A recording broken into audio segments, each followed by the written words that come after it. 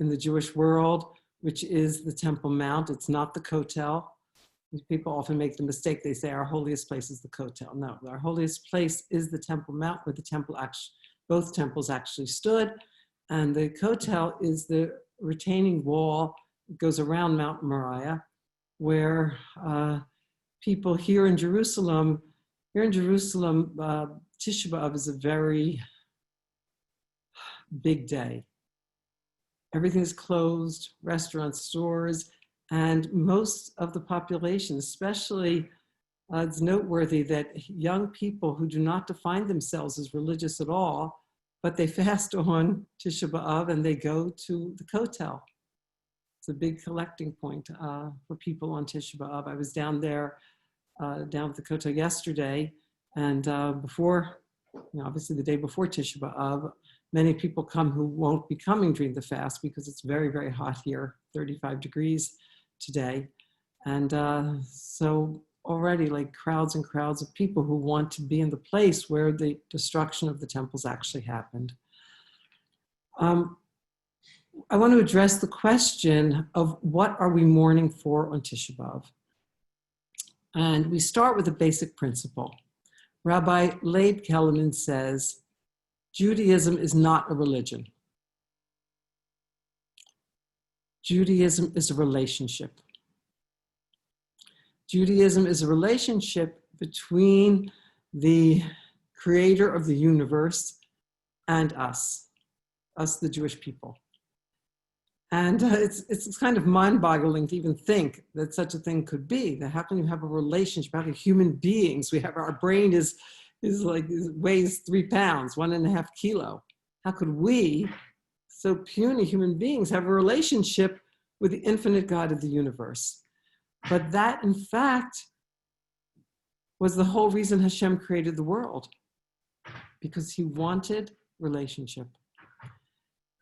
And the way that this played out in this physical world, planet Earth, is that after taking us, the Jewish people, out of bondage in Egypt, Hashem brought us to Mount Sinai.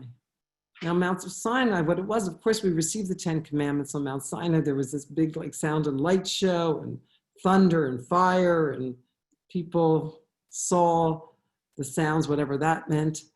And of course, we received the 10 Commandments. But more than receiving the 10 Commandments, what is really the basic thing of what transpired at Mount Sinai is that we had a direct encounter with God. Now, we didn't see anything. We didn't see an image of God because there is no image of God except in human beings in a very reduced, condensed version. But it was the will of God for us to have a direct encounter in order to launch this relationship. It's like, in the Shidduch world, in the Orthodox world, where young couples, where they meet, somebody will suggest, oh, he would be really good for her. And then, it's the law, the halacha in Judaism, is you can't marry a person you haven't seen. You have to see them, you have to meet them, even ever so briefly. In the Hasidic world, the meeting could be a 1 hour, 2 hour meeting in your parents' dining room. But you've got to actually meet, and see the other person before you marry them. So Sinai, which is considered, the revelation of Sinai is considered a marriage between God and the Jewish people. God revealed himself to us. And the first of the 10 Commandments is actually really not an imperative statement at all. It's not a command. The rabbis say it's a commandment to believe in God. But the words of the first commandment, the first words, we as a people heard God speak. And it's the only time in history that an entire people heard the voice of God. The first commandment says, I am the Lord your God, who took you out of the land of Egypt, out of the house of bondage. That's it. That's the first commandment. It doesn't say to do anything.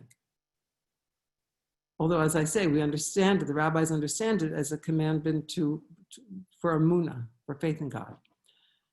How you introduce yourself depends on the kind of relationship you want to have with the one you're introducing yourself to. So let's say I meet you at some kind of a function.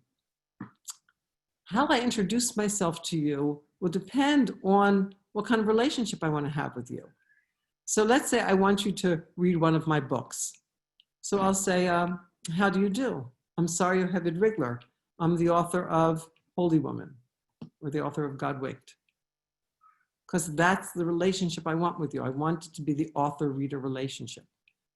Or I might say, let's say you're a married woman, and I want you to join my marriage webinar with Jewish workshops. We have a weekly webinar for married women all over the world. So let's say you're a married woman, and I want you to join my webinar. I would introduce myself by saying, how do you do? I'm Sar Yocheved Rigler. I give a weekly webinar for married women. You're invited to join. So how did God introduce himself to the Jewish people? He didn't say, I am the creator of the universe. I am the creator of all the stars and the galaxies. I mean, that would have been much more impressive than saying, I'm the God who took you out of Egypt. I'm the God who created tens of thousands of species of plants, of animals, like very big scale introduction. God didn't do that. God introduced himself to us as, I am the Lord your God who took you out of Egypt, out of the house of bondage. In other words, I am the God who loves you and cares about you and takes care of you and intervenes in human history for your benefit. That is how God chose to define our relationship. Now, when the whole Sinai experience was over, of course, we had the sin of the golden calf. I'm skipping over that right now. And God commanded us to build a mishkan, a tabernacle.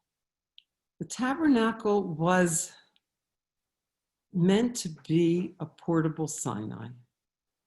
It was meant to be a place where the infinite God of the universe could meet us, the Jewish people. It was called the Ohel Moed, the tent of meeting.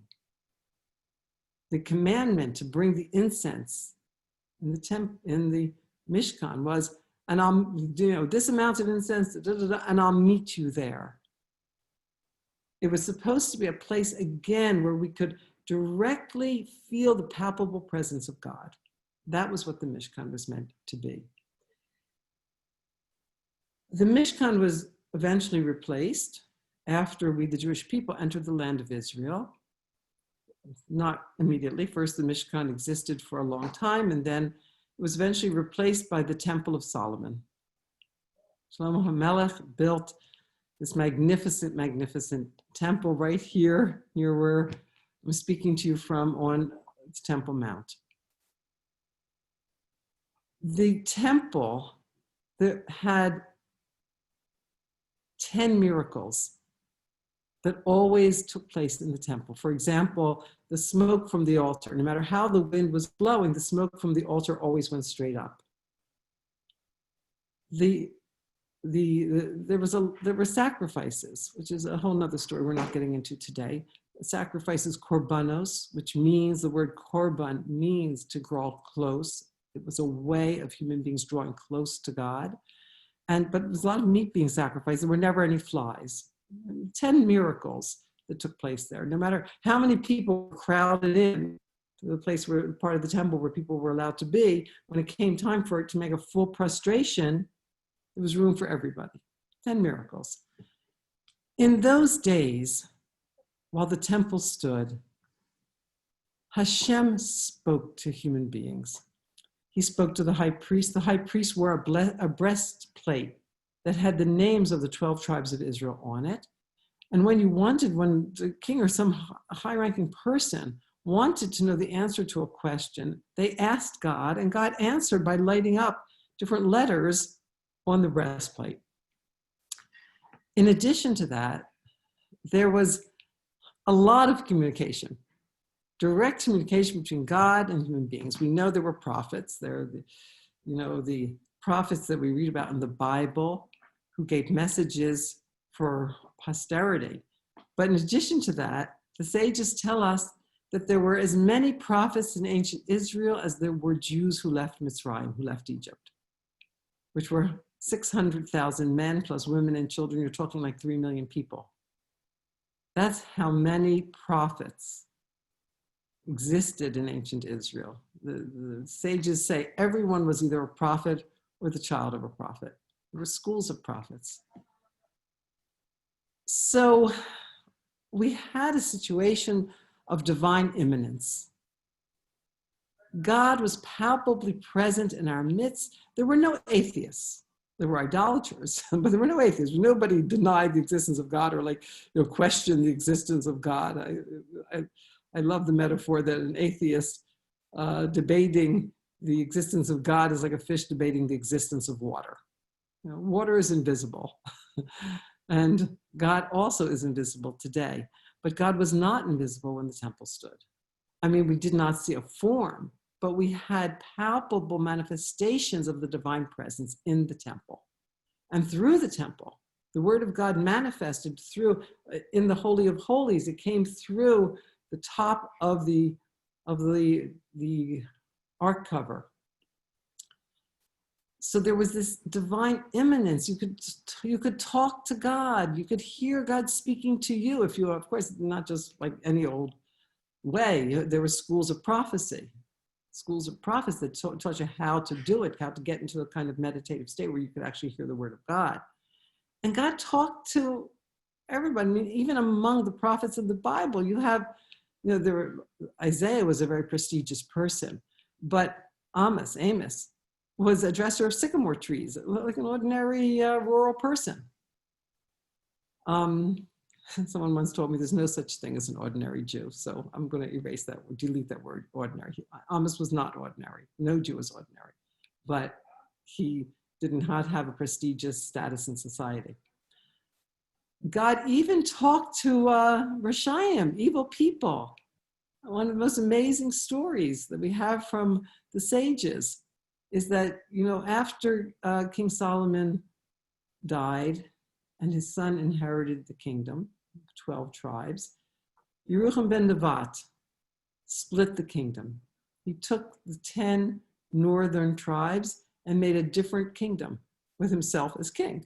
And he said, the 10 tribes, it's called the kingdom of Israel, as opposed to the kingdom in Jerusalem, headed in Jerusalem by the king. The descendants of King David were in Jerusalem, only 2 tribes, Judah and Benjamin. So Yerucham ben Nevat set up 2 golden calves in Dan and Beit El, forbid people to go to Jerusalem. I mean, really, really one of the great wicked people of Jewish history. It didn't start out that way, but it became that. He got inflated with his power, and power corrupts. And the sages tell us that at one point Hashem spoke to him and said, if you do tshuva, if you repent, I and you and Ben Ishai means David HaMelech, King David, will walk together in Gan Eden, in paradise.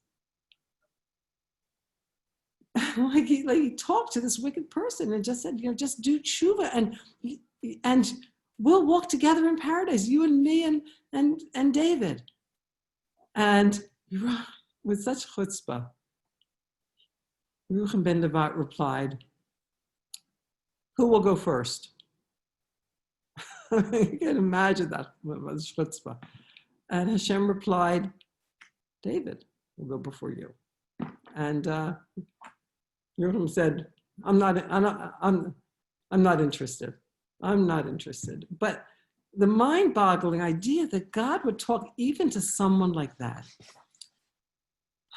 When the temple was destroyed on Tisha B'Av, the first temple, all that changed. The presence of God in our midst, the palpable presence of God in our midst, disappeared.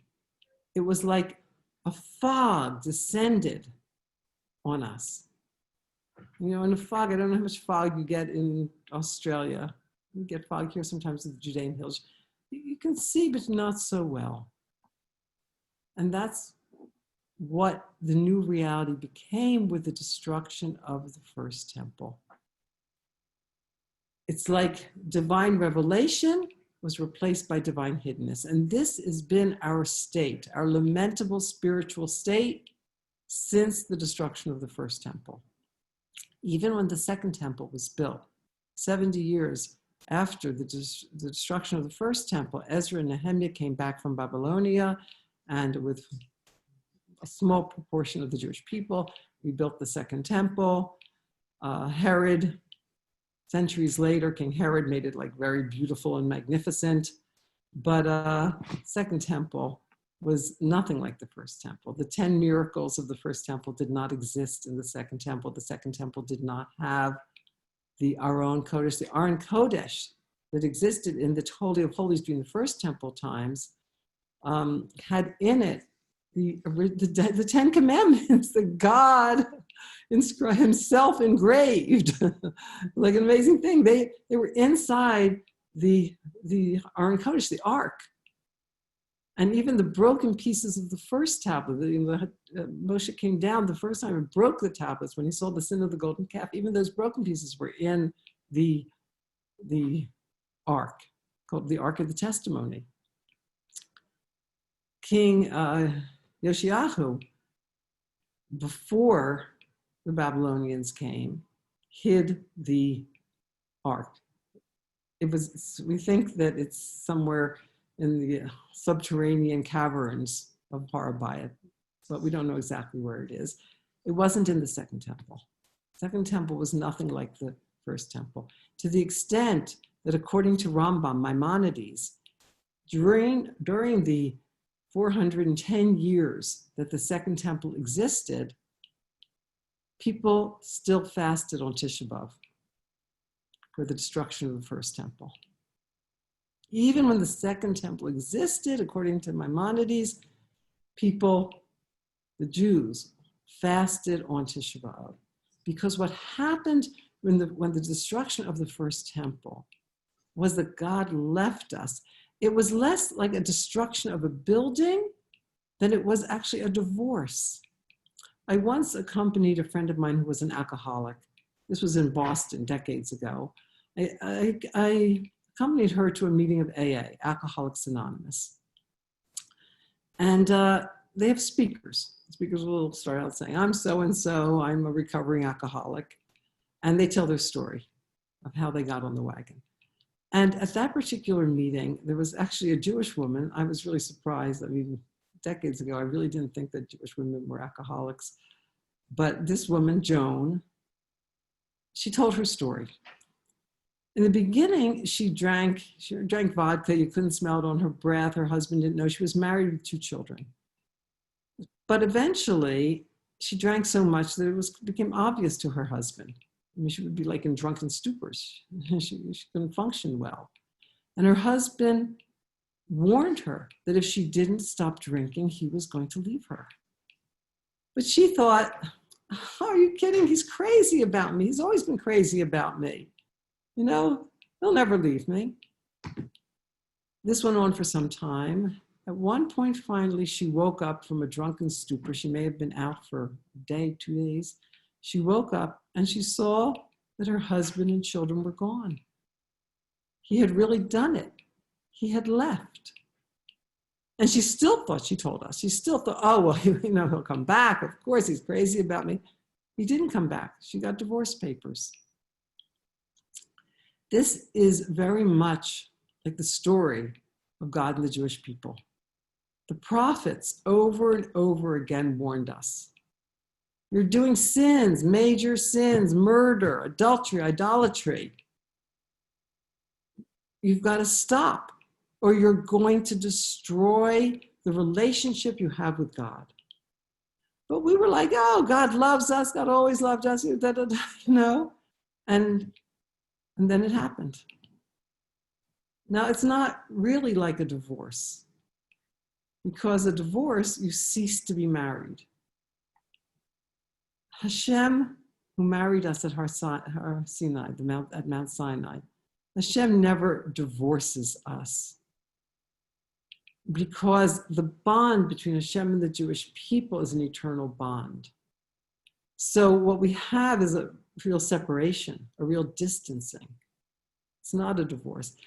It's more like my husband's parents. They were married in 1940, and they waited a few years to have their first child. And right after my mother-in-law got pregnant, in 1943, my father-in-law was drafted and sent to the European Theater of War in World War II.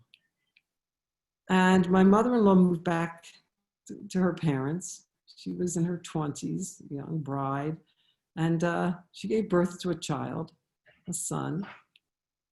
He didn't know his father. His father was far, far away when he was born. And it was about, I think, almost 3 years before his father was finally released from the army and came home from Europe and was able to meet his son in America. That's like our present state. We know we have a Father in heaven, but he's far away. And he's never embraced us. He's not close to us. We don't have his palpable presence with us. He doesn't put us to bed. He doesn't kiss us goodnight. All of this is a result of what happened on Tisha B'Av.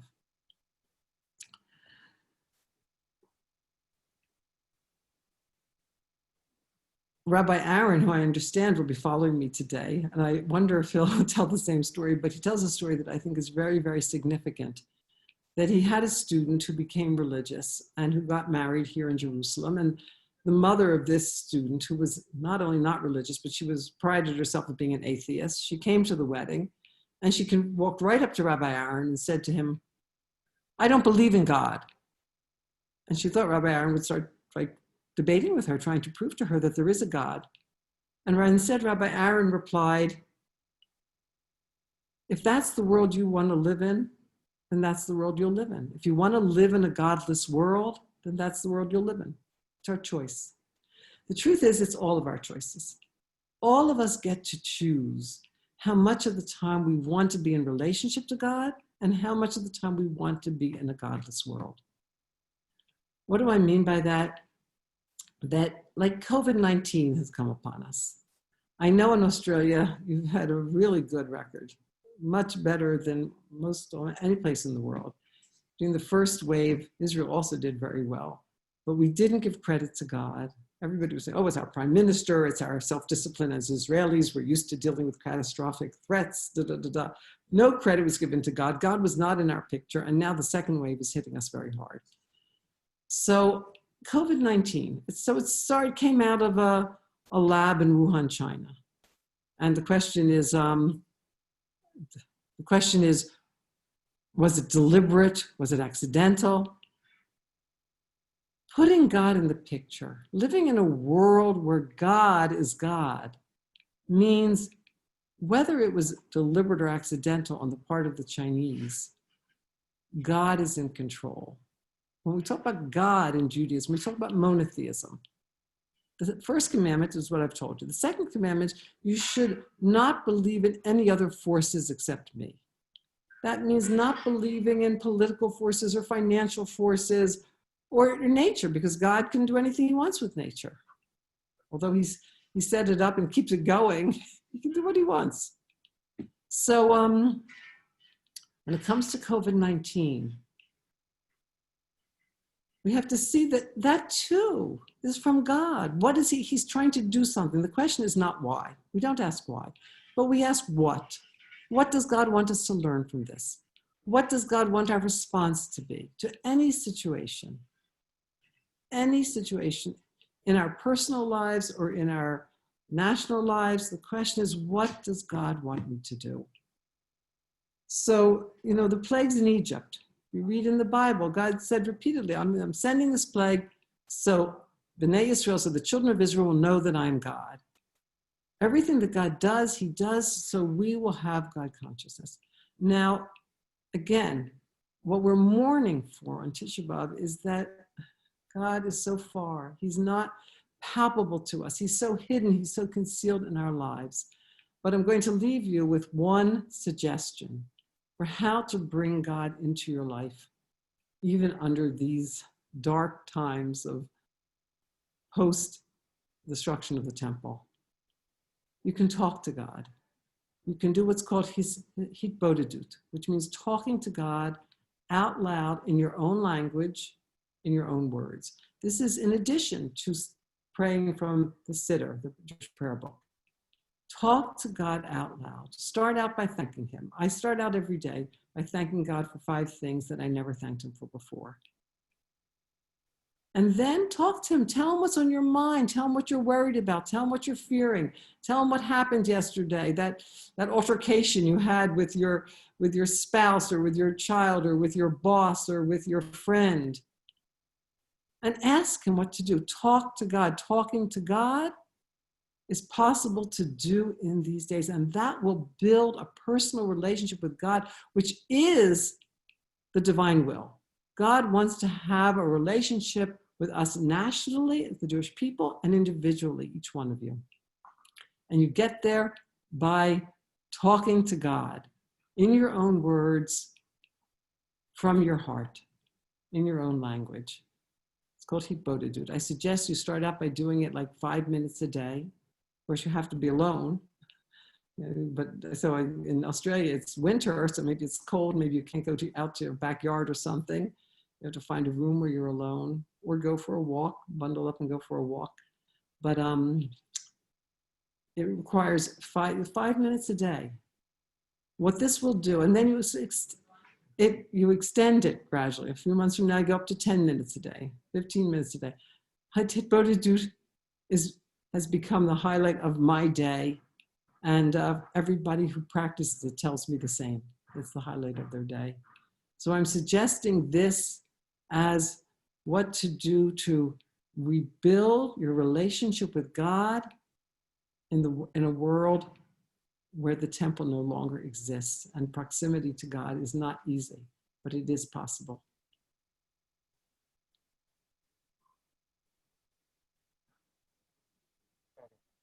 Thank you so much.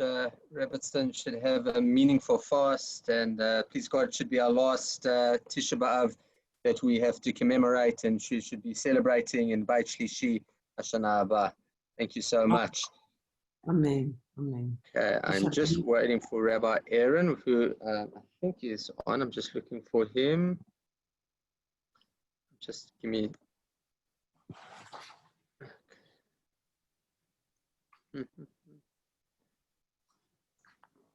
I want to mention, while you're waiting for Rabbi Aaron, that put you back I on have screen. a great deal of appreciation for Rabbi Aaron, because he's the one who made my shidduch with my husband 33 years ago. Rabbi, I was living here in the old city. I had made Aliyah as a single person, and my husband came he was a musician from LA, came for 6 weeks for 6 weeks just to experience Jerusalem, the time of the Hagim in the fall. And Rabbi Aaron met him and made the shidduch. So I think Rabbi Aaron is one of the greatest people in the world.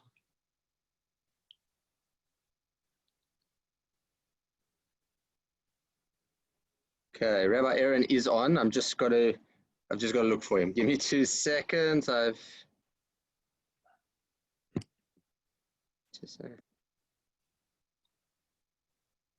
let me just.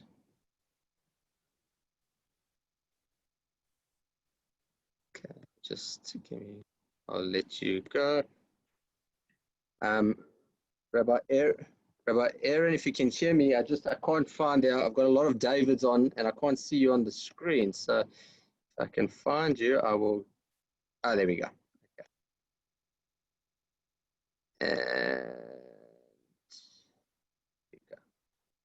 all right, Rabbi Aaron, you are now live. So you just. Can you hear me now? You can hear you. I haven't had an opportunity to introduce you yet. So I'll introduce you without my picture. So it is an absolute pleasure also from Yerushalayim to have Rabbi Aaron, the Dean and founder of Israelite, an international organization and center for Jewish learning in Jerusalem's Old City, and Yeshivat Oraita, which offers 1 to 2 year programs for high school graduates. He runs Jewish educational programs in Israel and abroad, including rabbinic enrichment, which I am personally a beneficiary of, and leadership training, executive seminars, retreats, outreach seminars, and more. He is really a phenomenal speaker. We were privileged to have him in our community last year. He's also the author of 8 books, including Endless Light, Seeing God, Love is My Religion, and The Secret Life of God. It is a great privilege to be having him all the way from Old City, where he lives with his wife and their 7 children and grandchildren. Thank you, Rabbi Eric. Shalom, shalom, and thank you so much for inviting me. And this is there's something very messianic, I think, about this whole new technology of Zoom, that I can be speaking to Australia and you could be speaking to me in Eretz Israel. It's like we're becoming one and one and one. So thank you so much. Obviously, we'll talk about Tisha B'Av. And Tisha B'Av is actually a difficult topic for me to talk about because if anybody's heard some of my talks, a serious part of my talks is I like humor, but Tisha B'Av is not a funny, there's nothing funny about it.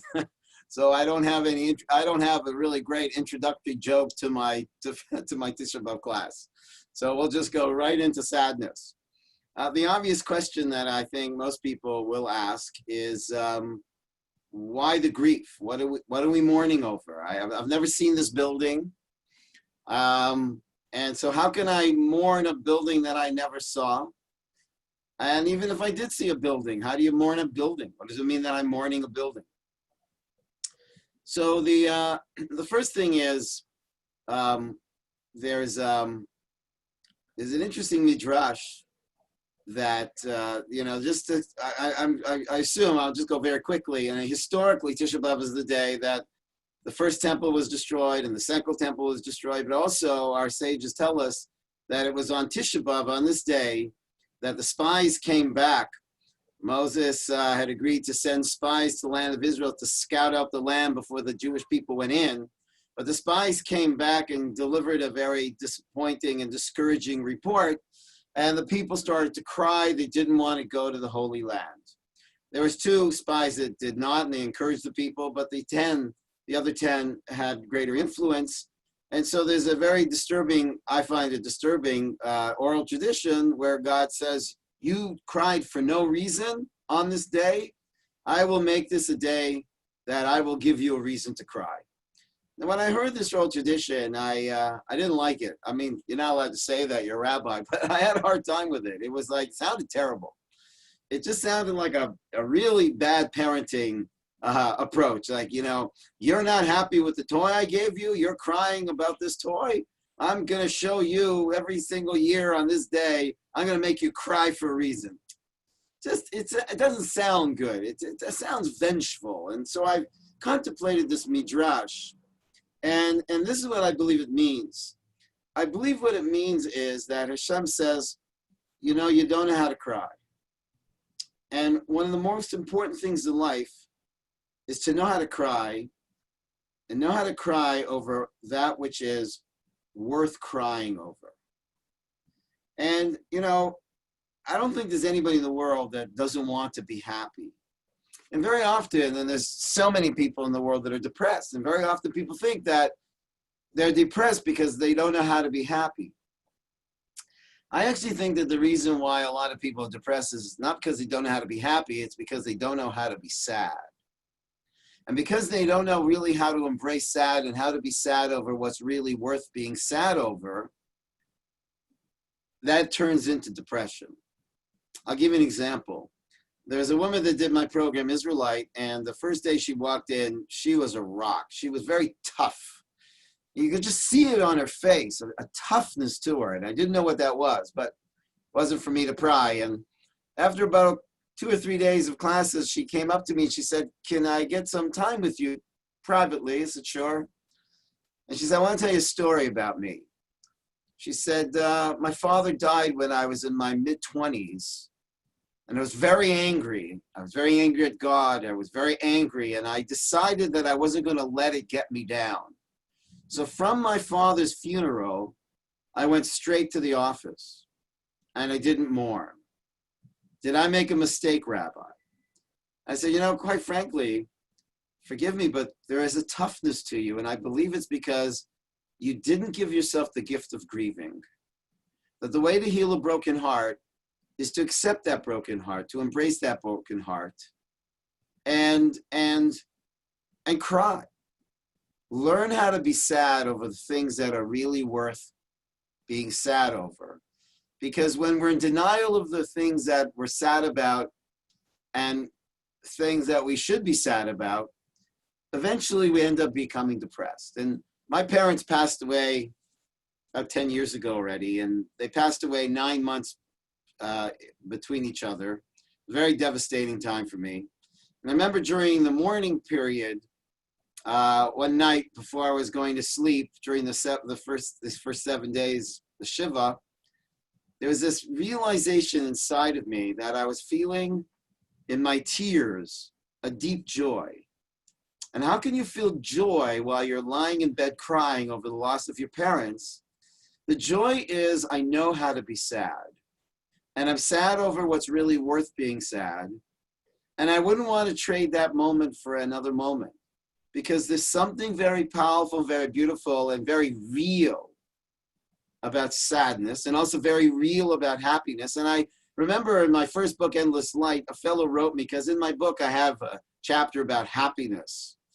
And he wrote me, you know, Rabbi, I enjoyed your book, but honestly, I don't want to be happy. I want to be whole. And that had a big impact on me, because I think that is really what Judaism is talking about. It's about becoming whole, or what we call holy, W-H-O-L-L-Y. To live a holy life means I live a life that embraces the spectrum of human emotion. Our sages tell us that one who does not mourn over the destruction of the temple will not rejoice when it's rebuilt. And so those who mourn the destruction will rejoice in its reconstruction.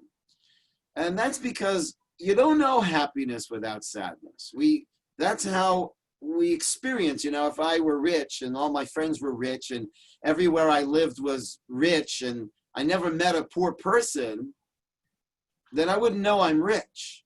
I can only know richness in contrast to experiencing poverty. One of my students, sadly he died this last year, an actor by the name of Kirk Douglas, who died at age 104. Kirk told me something. He used to fly me to Los Angeles to learn with him. He told me something very powerful. You know, his son is Michael Douglas. And he said, you know, I gave my children everything, but there's something I couldn't give my children that my parents gave me, the gift of poverty. And because I experienced poverty, today when I sit in my home in Beverly Hills, I know and I enjoy the feeling of richness because I have the contrast of the feeling of poverty. I could never give my children that gift. And so, you know, we're walking into, oh, you're actually, or I think you're already in Tisha B'Av. That's an unusual situation to be in. So first of all, the first thing I want to share with you is there's a joy in being sad. Not that I'm smiling, but there's something very powerful in embracing the spectrum of human experience, because without knowing sadness, I can't know happiness. The question is, and when I deny sadness, which I think a lot of our society is afraid of sadness, and I think a lot of society is, and entertainment is like one big tranquilizer to run away from embracing and facing sadness. And then it builds up and it builds up. Depression is when I don't feel like doing anything. I just want to go to sleep. Sadness is a deep sense that something's missing in my life. And it creates a hunger. You know, pleasure is always the fulfillment of a lack. If I'm thirsty, that water is so pleasurable. When I'm hot and I turn on that air conditioner is so pleasurable. Pleasure is the transition from lack to filling, from hunger to satiation. And therefore, Tisha B'Av is an incredible opportunity to face the sadness, embrace the sadness, and it creates the space for the joy that comes later. But what are we sad over? How can I be sad over a building that I never saw? This is not a building. You know, there's a midrash where the Jewish people say to their enemy, you burnt a city that was already burnt. Meaning we, the Jewish people, we already destroyed our temple. There was just an outer shell. There was nothing to it. It's like a radio that has been unplugged. Like it's nothing. It's just a radio. What gives the radio its meaning is the music that it channels. And if it's not plugged in or tuned in, then it's nothing. It's just an empty shell. It's a dead device. So the temple was a dead device because we had unplugged it, so to speak. We had actually destroyed it in terms of its purpose, which was to channel a consciousness into the world. And so how did we do that? And what is the channeling? What is the consciousness? And so let's just first talk about what did destroy the temple, because through that we'll understand really what we're sad about. What destroyed the temple, according to our sages, the first temple was destroyed because of killing. There was murder amongst us, idolatry, and sexual perversion. And the second temple, which was actually built 70 years after the first temple was destroyed, it was destroyed because of what's called sinat chinam, which is baseless hate.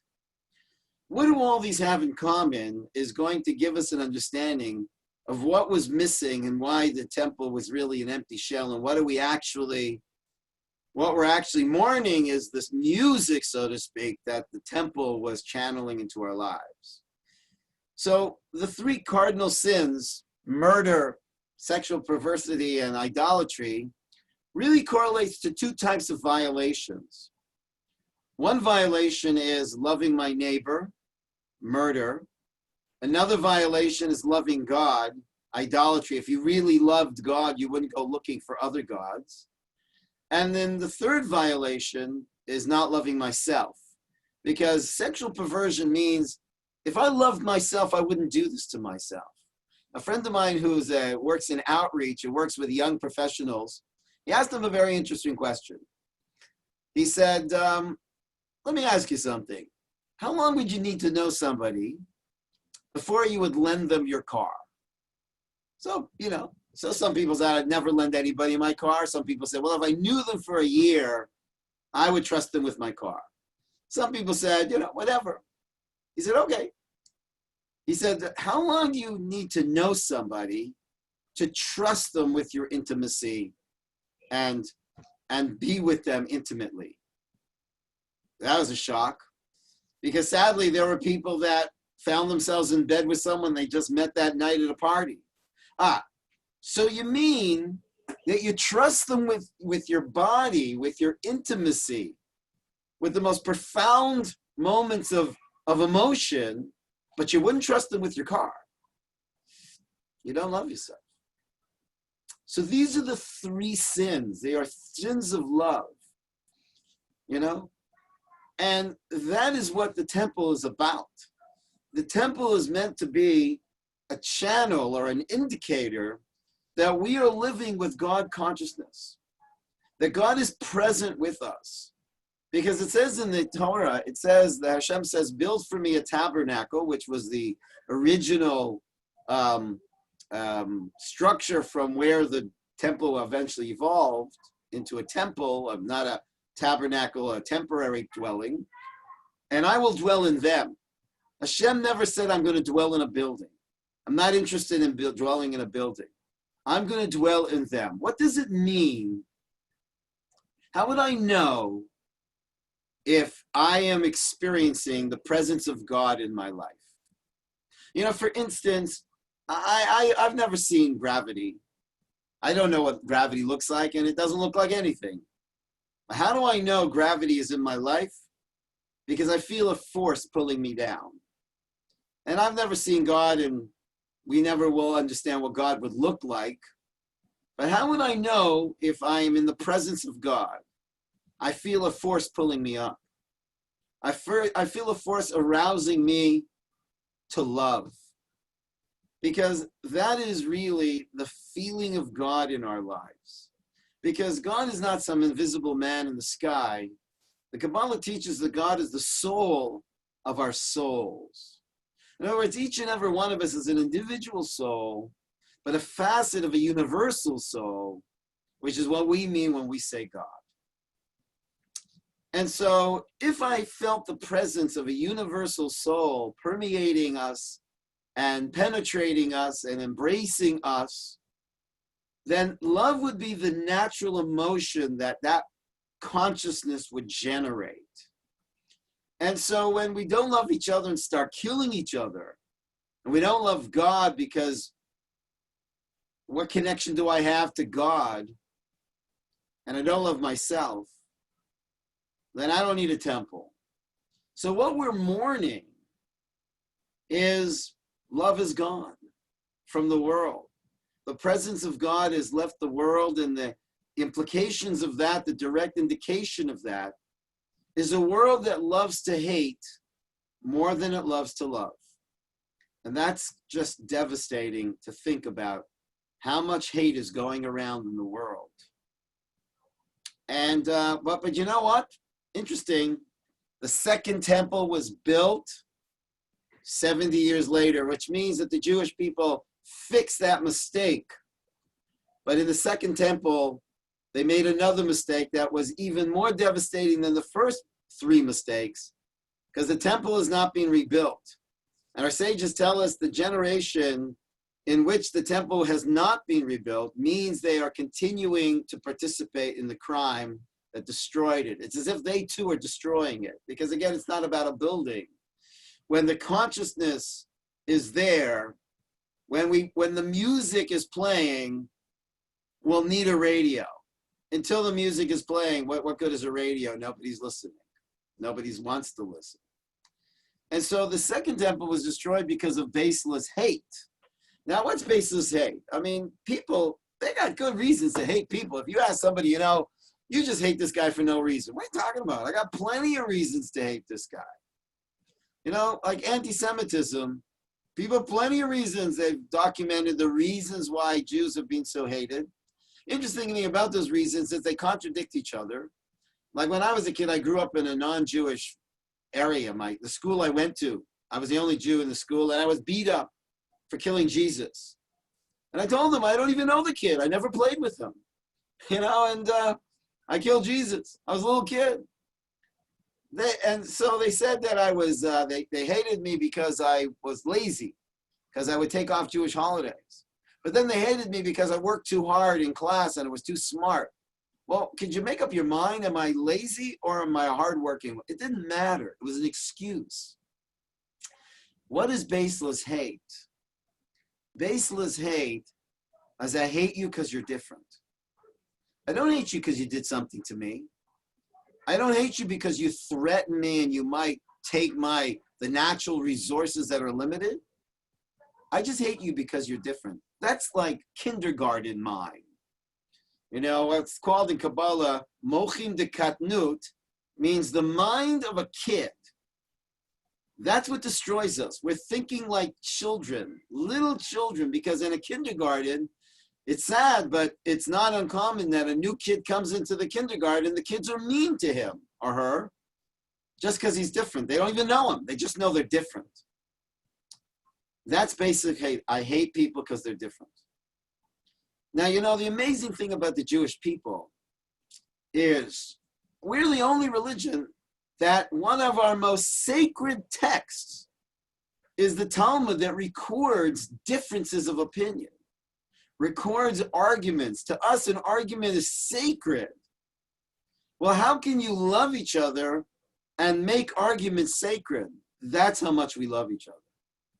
We love each other because we're not afraid of being different.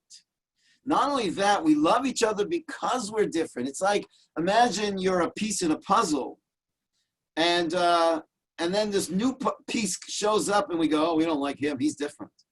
You understand? That's why you like him. If he was just like us, we couldn't complete the puzzle. We need them to be different. because that's the way we will complete each other. And we're not competing, we're completing each other. And so baseless hate hasn't been fixed because people still hate for no reason. And it's devastating and it's destroying us. And it's kind of interesting, this time of Corona where we have to do social distancing was Tisha B'Av. You know, you're not allowed to say hello to each other in Tisha B'Av. We're allowed to say hello to each other in Corona. But it's kind of getting us to, you know, on Tisha B'Av, not saying hello to someone is to generate within you a feeling of, wow, I really miss being able to say hello to someone. So I know we only have half an hour. I want to give you an opportunity to ask some questions. Is that what you want, Rav God? So just to sum it up, what are we sad about? We're sad about a world where love is lost.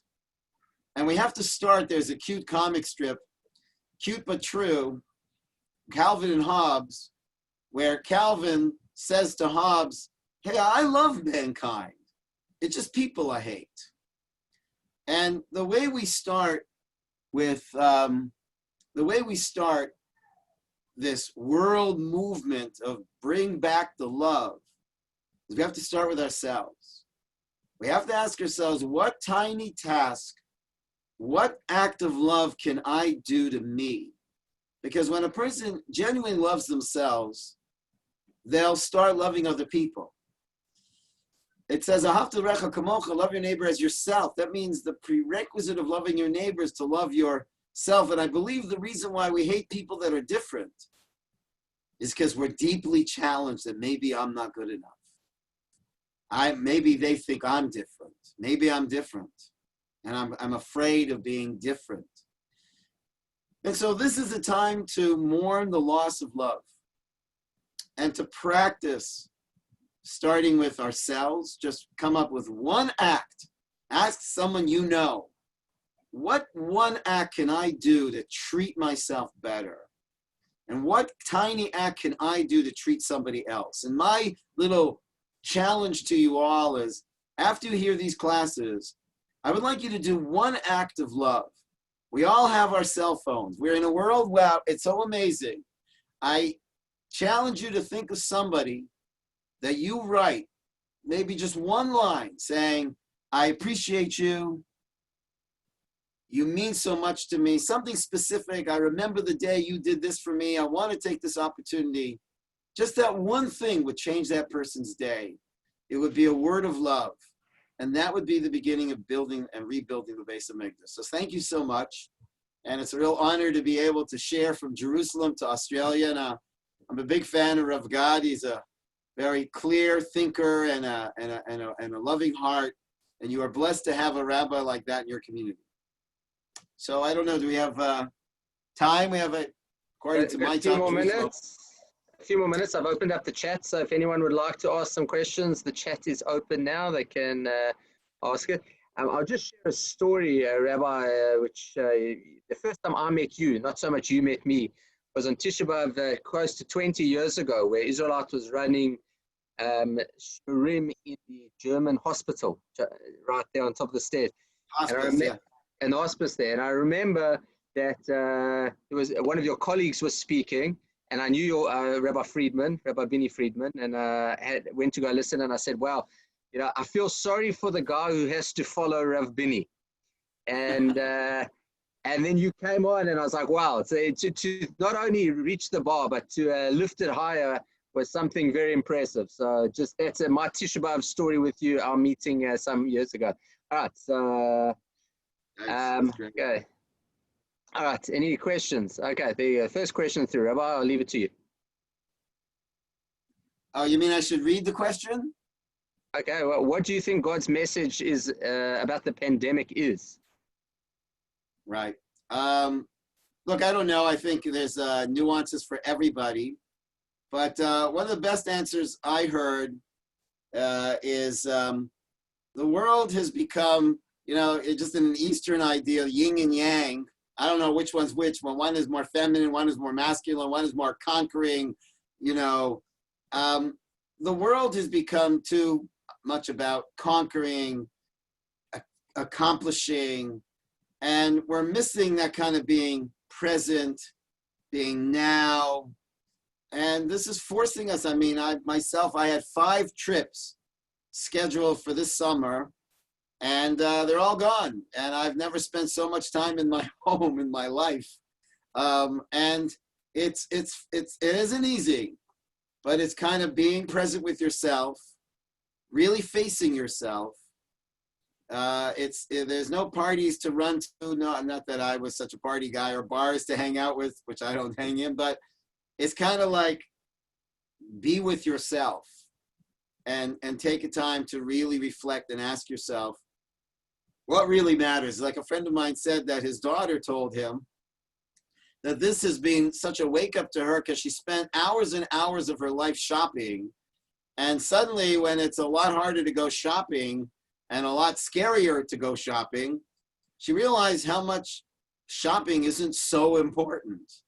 And so this is a time that we can really, really focus in what really matters. What really matters. And what really matters is our relationship to ourselves, to our families, to our community, and to God. And, you know, the world was running and building and climbing and conquering and consuming, but not being. And it's almost like the world went into almost a universal state of Shabbos consciousness.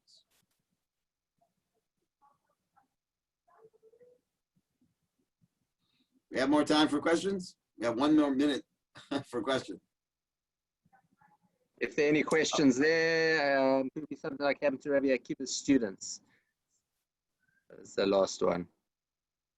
Could it be something like happening with, yes, right? Well, that itself is a very difficult story because we all know that Rabbi Akiva said that the Klal Gadol, the essential general principle that ties all of Judaism together, is loving one's neighbor as yourself. So how is it possible that his students in some way did not respect each other and then there was this plague?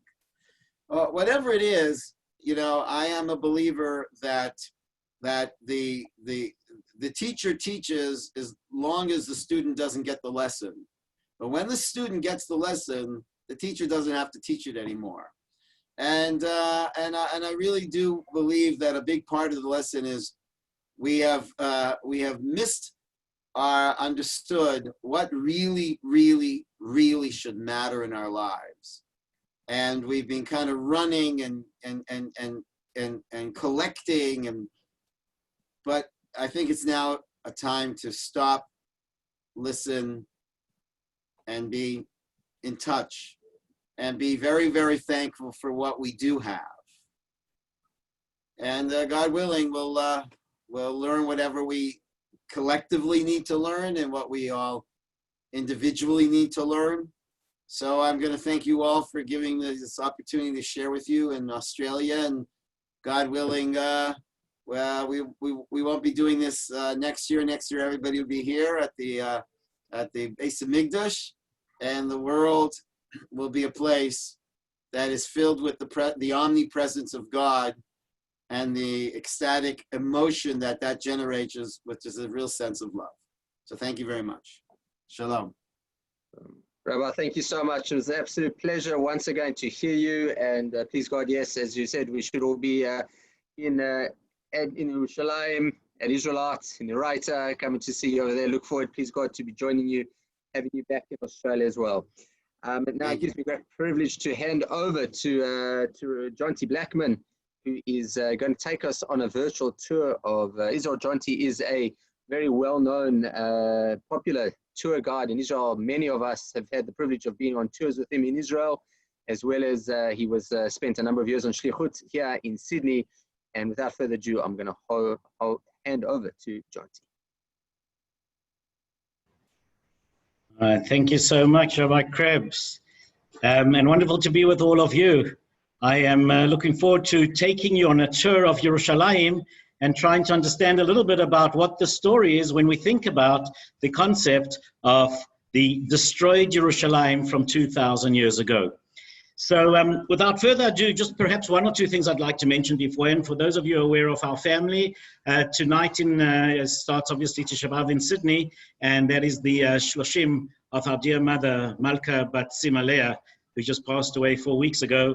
And so I'd like to dedicate this in honor of her. What I also want to do, if you don't mind, I'm actually just going to stop sharing for one moment, because I do want to be able to share some videos with you as well. So let me just put that on first, and then I am able to go. Okay, so here we go. I'm just trying to see why, I hope you can't see that. Okay, here we go. When we come towards Yerushalayim and try to understand the place of Yerushalayim in our consciousness, and especially at the place of Tisha B'Av, in the way that we understand Yerushalayim, the questions are tremendous. And here the idea is to try work out what it is that we are able to see as we go through Yerushalayim. So what I'd like to do is to be able to try and take you through to Yerushalayim and ask the question like this. As we come to Yerushalayim and we look at Yerushalayim of today, how are we able to reconcile the story of Tisha B'Av and badness and mourning we have for Yerushalayim with this incredible world that is opening up to us here in Yerushalayim? Never before have there been so many people living in Yerushalayim. We have close on 850,000 people who are part of the population of Yerushalayim, more than, or close on 9 million people living in the state of Israel. And as you come through into Yerushalayim, you come through this incredible bridge that says to you, welcome to the incredible city of Yerushalayim. Now, this bridge is a functional bridge that allows us to take the light rail over the main highway. But really, if you look at the bridge, part of it is also a bridge of strings, of chords, like a musical instrument with chords, reminding us that we are coming into the city of David, the city of Yerushalayim, given to us 3,000 years ago by King David. And when we come into Yerushalayim, if we just take a little turn to the west from the Calatrava Bridge, we come to the Knesset, the symbol of Israel's democracy. And as we think about the concept of the symbol of Israel's democracy, the idea is, are we sitting here, Yoshevet Levad, mourning a Beit Hamikdash and Yerushalayim that is Chariva, a Yerushalayim that is destroyed? Not only do we have a Knesset, not only do we have a parliament, but in the foreground of the picture, we're able to see the Israel Supreme Court that stands tall and proud. We may question exactly how our justice system works, but we have a justice system, and justice is seen to work. And for the first time in 2,000 years, we have a court system ruled by Israeli citizens, mainly Jews, deciding what is going to be our future. We also have the cultural center, the Israel Museum, with one of the most important elements in the Israel Museum is this building called the Shrine of the Book, the building which houses the Dead Sea Scrolls. Scrolls that say to us, these are the oldest Torah scriptures in the world. They have been discovered in 1947, just a few months before the state of Israel is actually established. The idea being we have come home, and what do we do with this concept of coming home into a world where we are sitting and mourning? Think about this as those of you who've come here so often and have been able to take the light rail through towards Machane Yehuda, and even in times of Corona, Machane Yehuda, the shuk, the fruit and vegetable market in the western side of Jerusalem, is still open. It may not be bustling as it always was, but we are here and we are selling and we are buying and we are building our lives and we're eating of the incredible fruit and the produce that we have here in Israel. It's quite incredible to be able to see that. And if we just take a sidestep into one or two different alleyways, we're able to see that we don't have a city that is completely ruined. We have a city that is building up, that is working beautifully, that has some very beautiful little spots all over. And if I just take you back 120 years or so, when the immigrants started to come into the land of Israel, just outside Jaffa Gate of the late 1800s, we have the diligence, we have the taxi service that is taking people from the city of Jerusalem through to wherever else they're going. And if we think about that even 120 years ago, the need for a service that wasn't in need for so many years, that today has turned into a snarl of traffic. And how incredible it is to sit in traffic in Jerusalem, not moving for hours on end, saying to ourselves, how can we be complaining when after 2,000 years of exile, we are back in our homeland? And so as we think of that, we've had to have the light rail, which has been set up in order to make it a little bit easier for so many of us to be living here. And even in times of Corona, it still runs with a few people, certainly far fewer people, and the streets are a lot quieter, but we are still here and we are running. And if we come closer towards the city center, or the center that is the heart of the city of Yerushalayim, we come towards Mamilla, and when we see in the foreground the beauty of the new world reflected in the walls of the old city, it's quite incredible. Think about too how much Torah study is going on in the land of Israel today. We have never had so many yeshivot. And not only yeshivot do we have, but we also have incredible institutions, midrashot for girls, who are able to open up Sifrei Torah and are not barred from studying the essences and the secrets of what Torah has to teach them. And yet, even our little tourist truck, painted so beautifully and so with such fantastically beautiful colors, no one at the moment is coming to see it. But we still have teddy fountains with our kids splashing and squealing inside. We still have the beautiful gardens that are going around the area of the old city. And as we sit here enjoying the I Love Jerusalem sign, we enjoy it not because it just is a city that we know about and love from a distance, but it's a city that we know well. Those of us who are privileged to walk its streets on a daily basis are able to enjoy it as someone who knows a close a friend, a close compatriot, a close spouse. And those who only come visit every so often still have come here. Some of you have come here many times and know it like the back of your hand. We love Yerushalayim not just because of the dream. We love Yerushalayim because of what it is and what we know of it. And the view of the old city is a view that often takes our breaths away as we look on the old city and we look towards the Temple Mount, towards Har HaBayit, and we see the Dome of the Rock sitting. And even though the view is beautiful, we are aware that as we're looking at the Dome of the Rock sitting, there is something that is missing from there. It's not just the building of the Beit HaMikdash that is not there, but perhaps part of what we're missing as well, and part of what we are mourning for, is the travails and the difficulties that Am Yisrael has been through for the last 2,000 years. When the Knesset had to decide when Yom HaShoah would be commemorated, Menachem Begin was the man who said it should be commemorated on Tisha B'Av, because Tisha B'Av is the day where Hichpilu Asonot, where the tragedies have been doubled and tripled and poured upon our heads.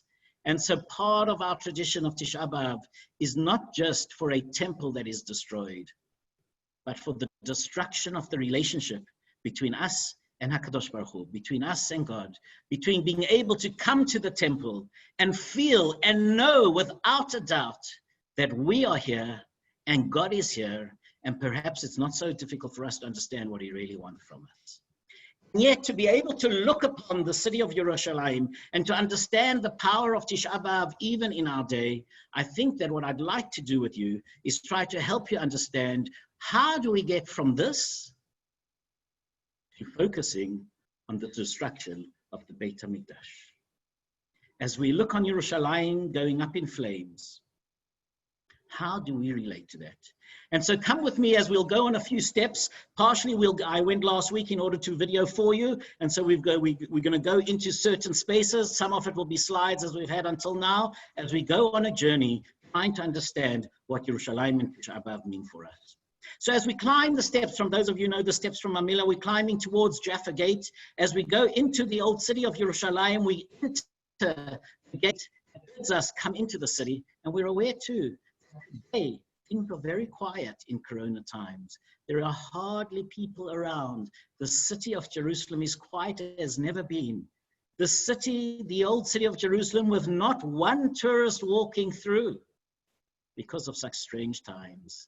And yet, if we try to understand our story and where it begins, let me take you into an alleyway, a side alleyway as we come in and look at what we have to see here.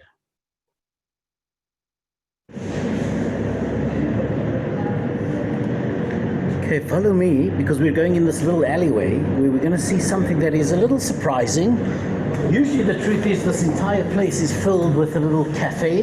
Now everything's closed because of Corona, but if you just look at this lamppost, what you notice is that the bottom of the lamppost is very interesting. The bottom of the lamppost is made out of stone, and the bottom of the lamppost has writing on it.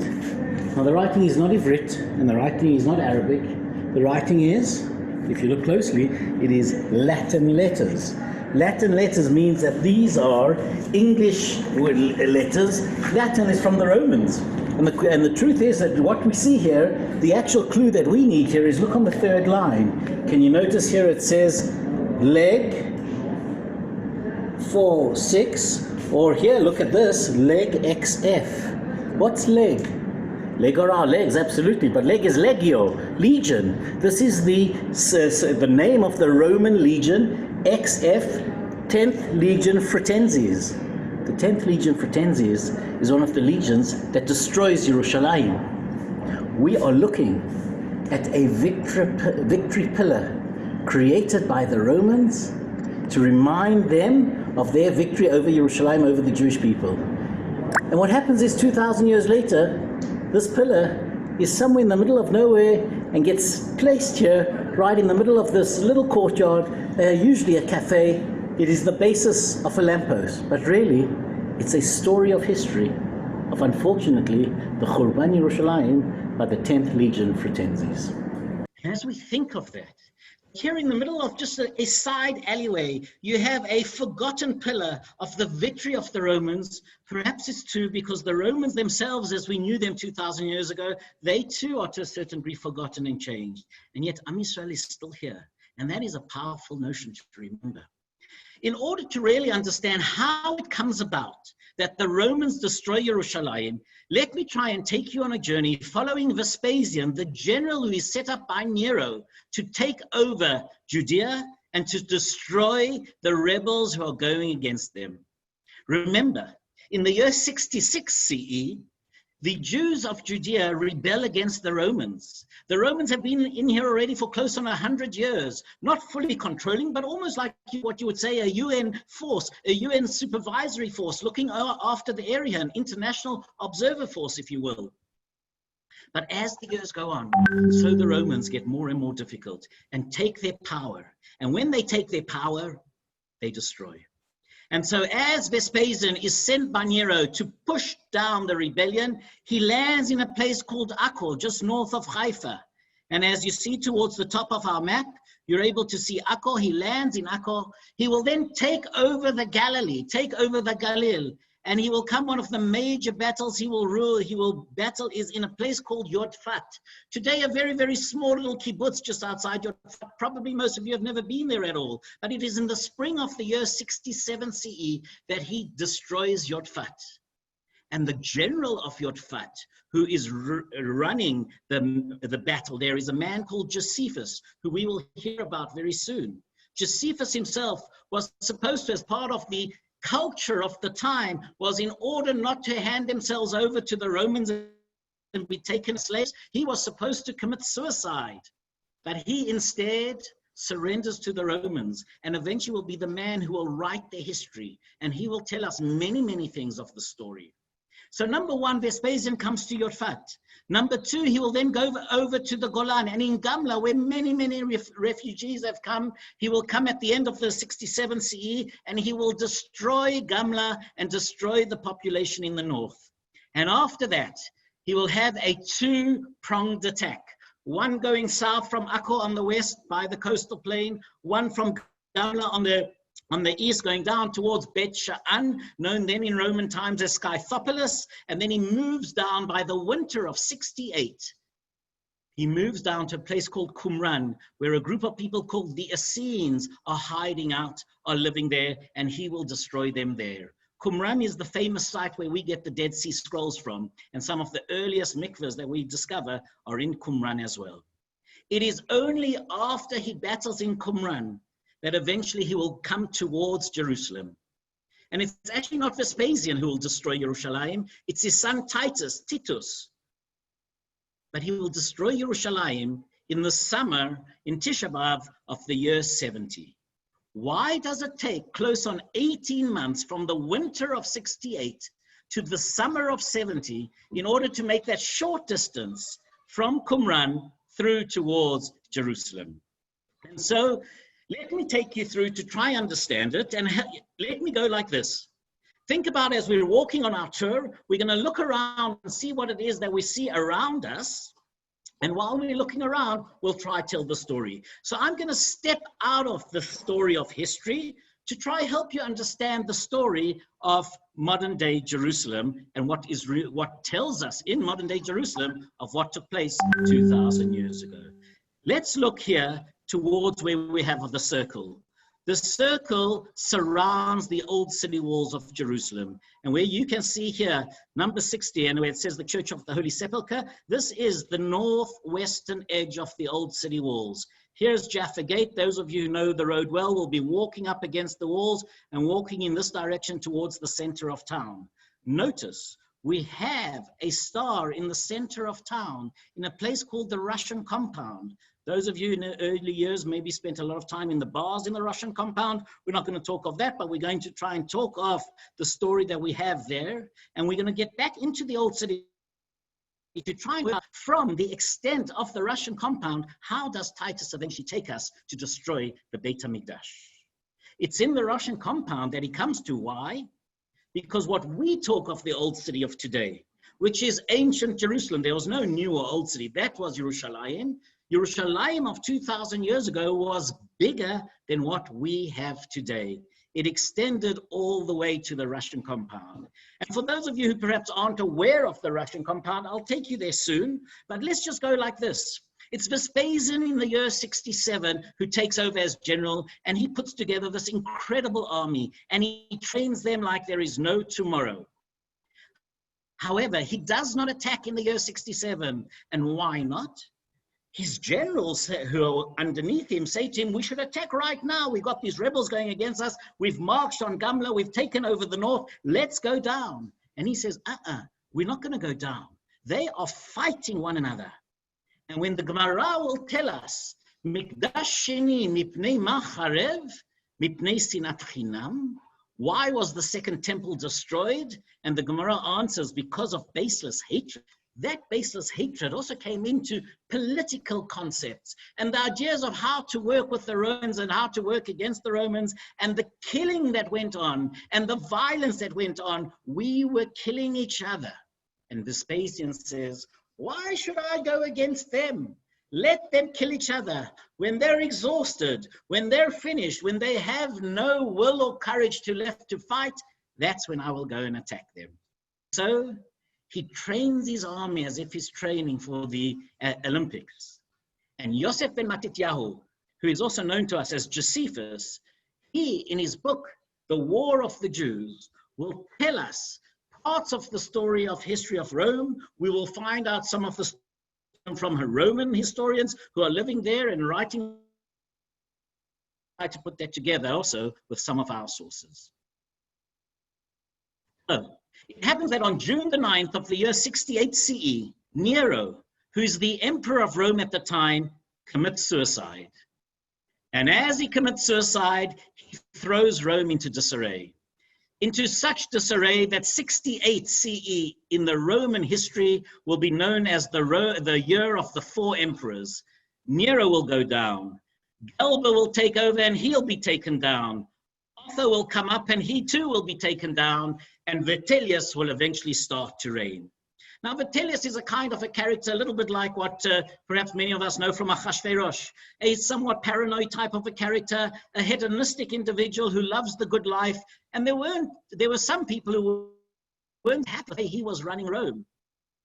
And some people were quite vocal about it. Who were those people? They were some of the soldiers in Vespasian's army. With the time that Vespasian had in order to build and train his army to prepare for the Jerusalem onslaught, he also sends some of his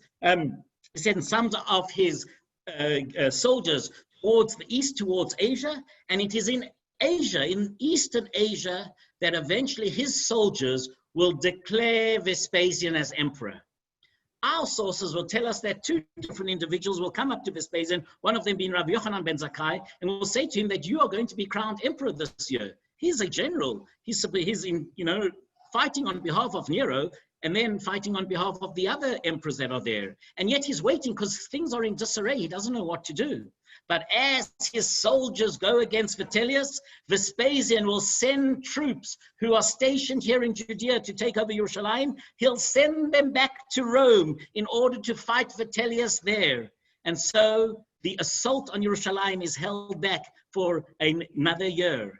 And as Vespasian takes over in Rome, he will take down Vitellius, and Vespasian crowned as emperor of Rome.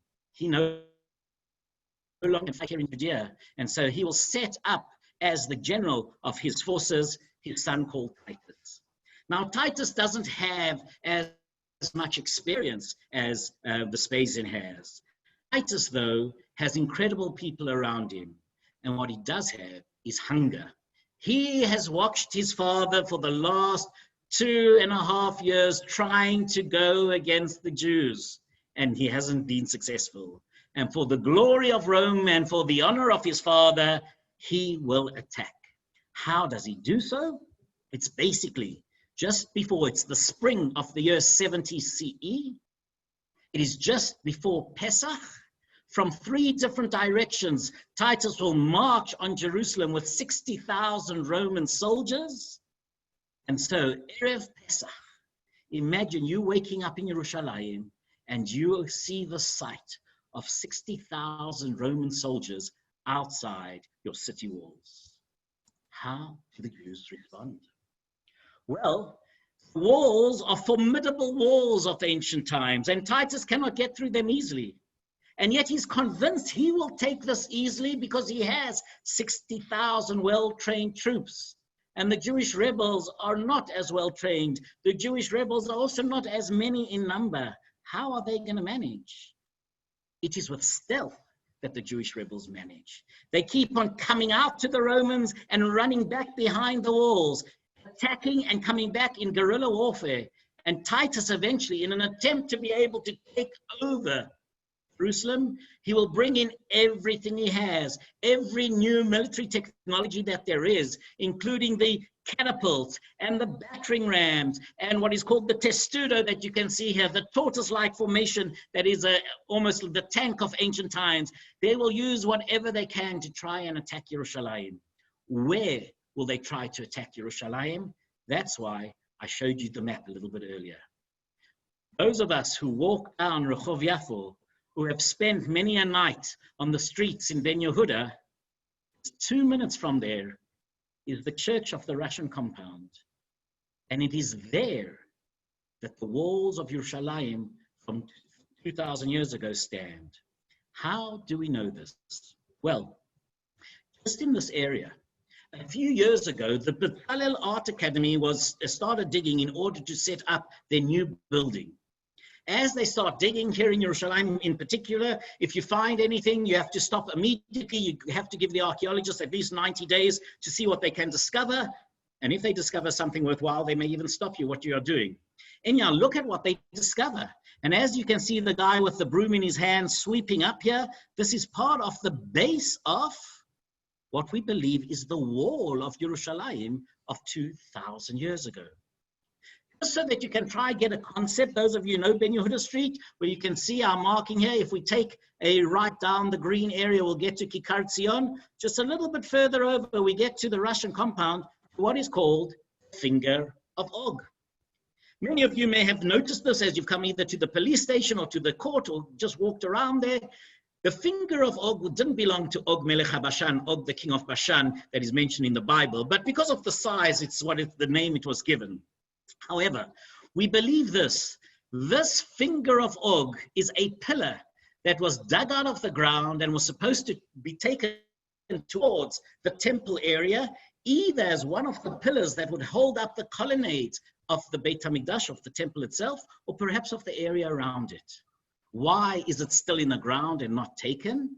Probably because of this crack that you see here. It was defective and wouldn't have been able to hold up well, so it was left here. And where was it left? in the quarry that was just outside the walls of Jerusalem. And so here we are at the walls of Jerusalem. Now, just before I show you the next picture, what I want to try and help you understand is this. Try imagine that you have bought your home and your family is getting a little bit bigger. You want to do renovations or extensions to your home. And so you build a new room, you build a new area, a new loft. And every time you build maybe a slightly different style of building, but it expands and expands. The pillars of the house have to be expanded deeper. The walls have to be stronger. Think of Jerusalem in that way too. Jerusalem begins near the city of David, and I'll show you that soon. As it expands up the hill to what is today the Jewish quarter, a second wall has to be built around the city. Remember that in the beginning, Jerusalem is walled. So the first wall of the city is protecting the original city. But as it expands, instead of breaking down the first wall, they build a second wall and name it as such. Eventually, with all the refugees also coming from all over, Jerusalem expands and they build a third wall in the northern section. This is the wall that we are seeing here, the third wall. And what if I try to help you understand, is the third wall, what we believe is we're actually seeing the basis of the tower. Notice here how it is changing direction in this way. And so we believe this is the basis of the tower. Just to help you understand, I'm using what is called the Holy Land model. Some of you may have seen this. Today it stands in the Israel Museum. Notice the top of the tower, but look behind. You can see the homes of Jerusalem. You can see the wall just in front of the Beit HaMikdash. This wall is today's Kotel, the Western Wall. But notice in front of the Kotel, we have another wall. This is part of what we call the second wall that you see here as well. And this will take us all the way towards what is Jaffa Gate of today. I just show you that on the mosaic that you can see here. Look at, here is the area of the Beit HaMikdash. This is the Temple Mount. This is the plaza of the Beit HaMikdash. Go down towards the right here means actually we're going southwards. This is the area of the city of David. I climb up the hill to the area of the upper city, what is today the Jewish quarter, and I notice that I'm seeing other walls already being built. And then we're getting to this corner here in the area of the Russian compound. Now, if you try to just help me understand, look at where the Beit HaMikdash is, look at the walls that you see in here. These three towers are today the Tower of David Museum, for those of you who've been in here, meaning Jaffa Gate's just about here. And on the whole, the walls of today, Old City, on this side, go according to the third wall, but or the route of the third wall, but they don't extend as far. Why do I say that? I want you to try understand where the Romans are located and how we understand that this is the area from where they attack. Because right outside the walls, we have discovered all these rocks that you can see here. These stones, these rounded stones, are catapult balls. These are the weaponry of the Romans that they used against us to try and destroy Jerusalem. Not only did we discover these catapult balls, but we discovered swords and spears at the edges of what would be the walls of Jerusalem, of the third wall of 2,000 years ago. Meaning that if for a moment we try to say, I could feel the meaning of the fast that much deeper if I could just touch the moment that Jerusalem was destroyed, well, here you are. Two major pictures of artifacts that show you the physical remains of what exists from the time that the Romans destroyed us 2,000 years ago. Now, as we go towards the old city walls, so Titus will try and break through, but it is not simple for him. And to cut a long story short, it's not from Pesach that he can just go and destroy Jerusalem. It takes him through the month of Nisan, which is Pesach, then the month of Iyar, then the month of Sivan, then the month of Tammuz. It takes him close on 3 full months to be able to use his weaponry to destroy Jerusalem. How does he do that? He'll bring in battering rams, the best of the best that he has at the time, dash through the formidable walls. He'll break through the third wall, and his soldiers will be able to then, as you see the top arrow going across from left to right, they'll be able to clean out the area of the northern section of the old city. He will then make a move towards the Beit HaMikdash and down southwards, as you can see on the picture, but he'll come towards what is called the Antonia Fortress, that you can see here where my arrow is in now. He will come to the Antonia Fortress, a fortress that was built in the northern section of the Beit HaMikdash, of the temple, in order to try and make sure that the temple was going to be protected from an attack from the north. Here is the picture of the Antonia Fortress, and I want you to try and just see where are we when we're looking at the Antonia Fortress. This is the edges of the Beit HaMikdash Plaza. In fact, if you look at the colonnades here, these pillars, perhaps that finger of Og that we saw earlier would have been used to hold up this area where you could come and be a part of the service in the Beit HaMikdash and be protected from the rain or from the wind. Just so you can get a picture of what it is. Notice the beauty of the Beit HaMikdash standing in the middle of our picture. But let's just go towards the right, north. Here is the edges of the Antonia Fortress protecting the area of the Beit HaMikdash. Those of you who've ever gone through the Western Wall Tunnel and come out the exit onto the Via Dolorosa, the main road in the Muslim Quarter, as you come out the tunnels and take a left, you will see this building. Today, it is a school. It is a school for the Arab population of the Muslim Quarter, but it stands on where the Antonia Fortress stood. You have passed, as you walk through the Western Wall tunnels, you have passed the base of the Antonia Fortress. That is what you're looking at. And so Titus will try and attack the Antonia Fortress, but unbeknownst to him, there are soldiers, Jewish soldiers, inside the courtyard of the Beit HaMikdash. They are led by a man called Yochanan of Gush Chalav. Yochanan of Gush Chalav came from the Galil, from the north. He comes as a refugee town to Jerusalem, and he has a band of soldiers around him. He will dig tunnels underneath, excuse me, I'm just going to go back. He will dig tunnels underneath the Beit HaMikdash itself, into the Antonia Fortress. He will surprise the Romans. Hundreds of Romans will be killed, and they will be pushed back again. Titus is in shock. How can a measly, puny group of people push back the most formidable army in the world at the time? And so he changes tactic. And what he does, he decides now, I am going to besiege Jerusalem. And the siege on Jerusalem lasts close on 3 months. And when we say siege on Jerusalem, it's actually only on part of the city of Yerushalayim, because he's already destroyed part of the city by coming through the third wall. But he's surrounding the two first and second walls. And as he besieges Yerushalayim, so it becomes that much more difficult. As we read Eicha that describes women eating the flesh of their children, and describes people going through the garbage in order to try their food. Remember, Eicha is written for the first temple, but it describes what goes on in the second temple period. Because while the siege of Jerusalem goes on, the fires that burn in Jerusalem are not set by the Romans. The fires that burn in Jerusalem during the time period of the siege are fires that are lit by warring Jewish factions, one against the other. There were philanthropists who had tremendous amount of food stored away for difficult times. War groups burnt those so that there was nothing left for them to eat.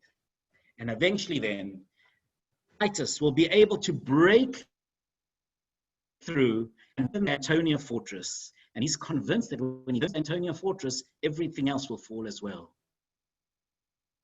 That he's able to eventually destroy the Antonia Fortress is the day of the 17th of Tammuz, the day our 3 weeks begin. In the Gemara it tells,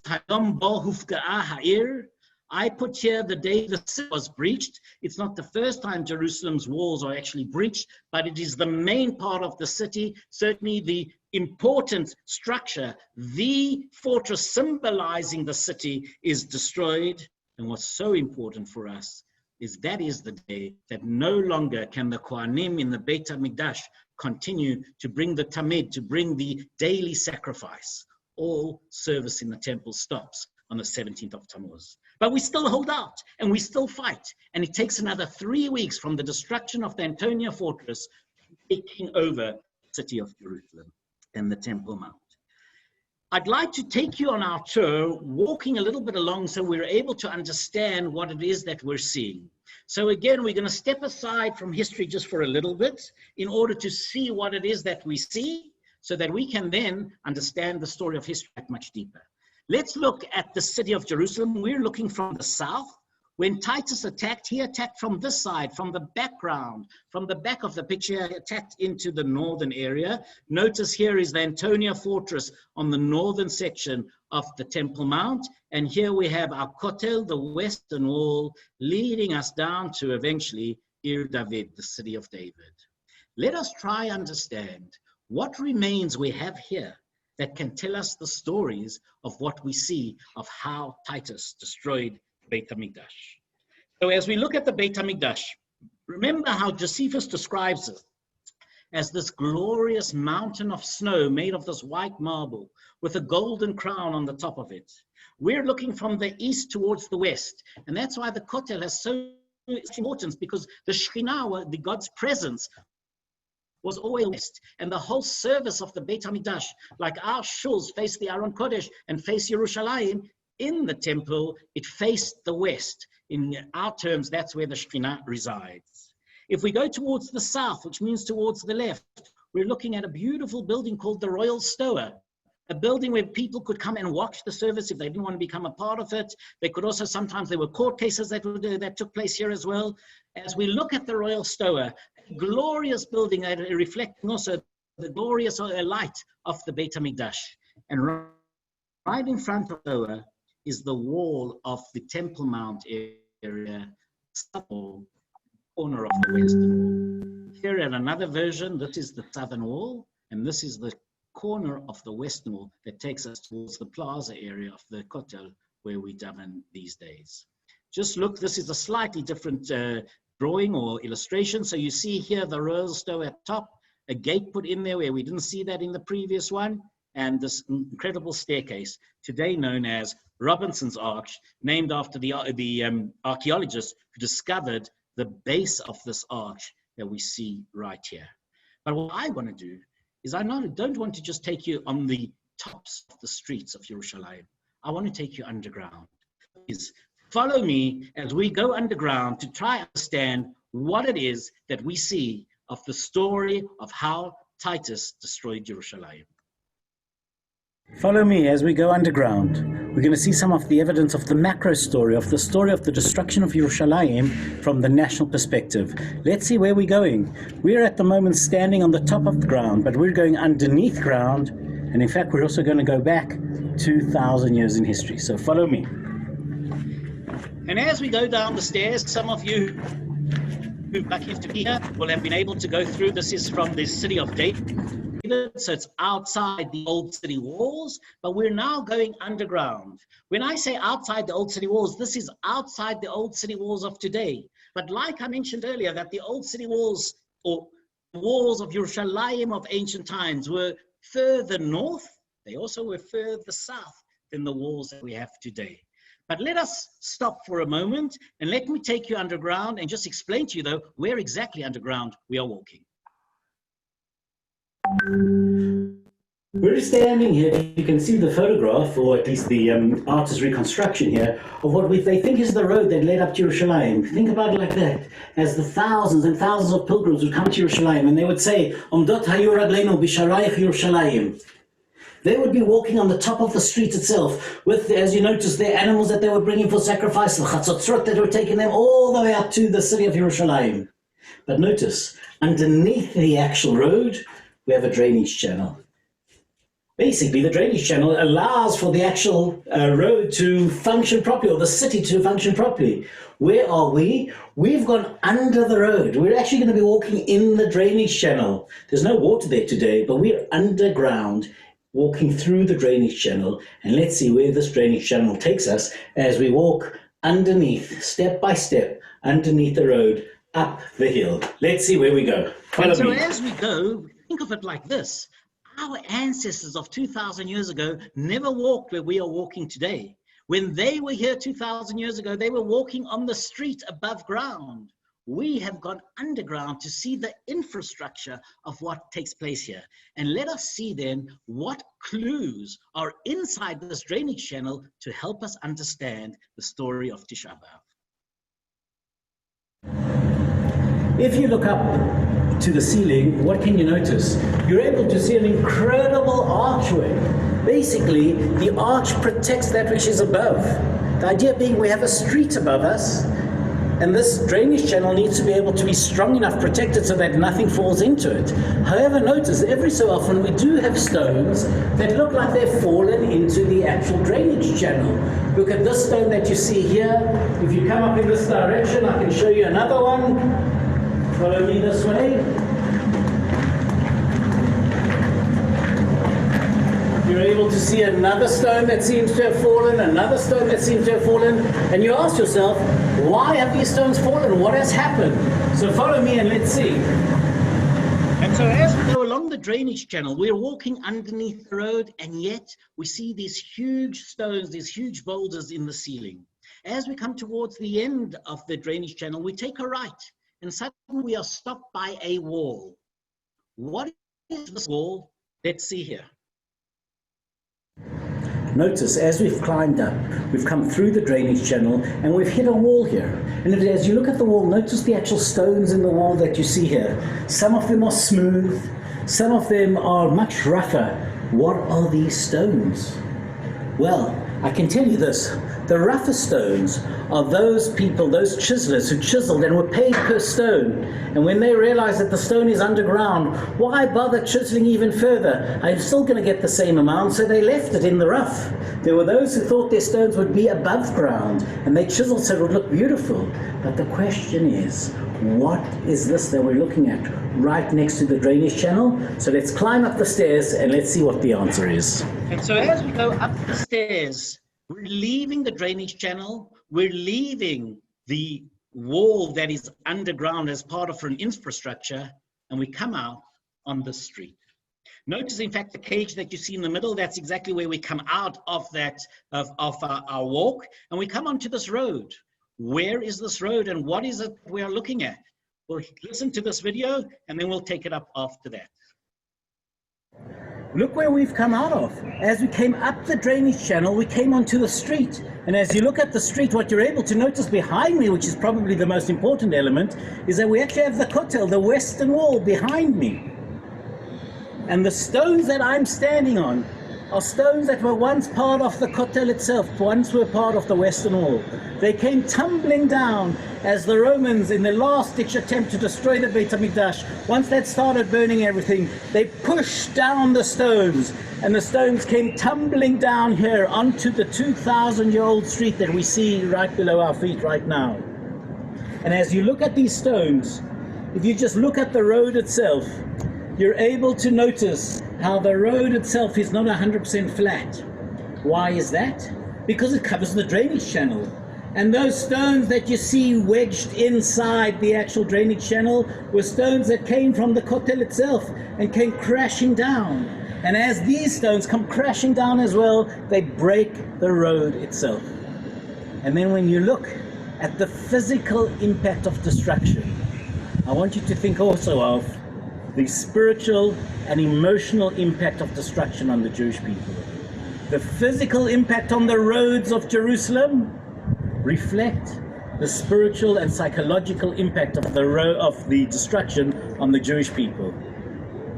And after that, we as a Jewish nation, with our leadership, have to try and work out how are we going to go forward without a Beit Mikdash, without a central area, within a few weeks after that too, without the city, Yerushalayim itself.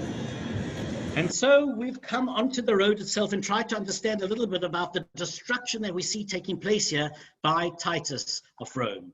He only destroys the Beit HaMikdash though on Tisha B'Av, but it is everything else around it that will be destroyed. And today, as we look at the actual plaza area of the Beit HaMikdash and we see the walls of today's plaza, we're aware that these walls are built on the bases of what were the walls of 2,000 years ago.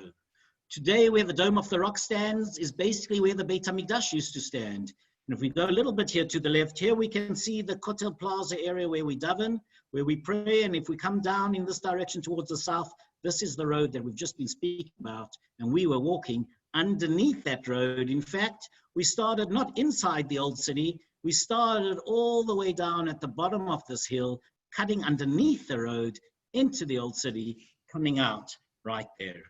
If you look at it in this direction, you're able to see the southwestern corner with the basis of Robinson's Arch looking almost like the knuckles of a finger, at least of a hand, coming out at you. Here is another look at it a little bit closer. And back we are on the actual road, seeing the walls of the stores that were here and were destroyed, and the broken stones that crashed and broke the road and created such a terrible impact on our nation. Yet, I want to take you just one step further, because so often we talk the story on a national level. But I want to take you one step further to try and understand the story of the destruction of the Beit HaMikdash in a personal level.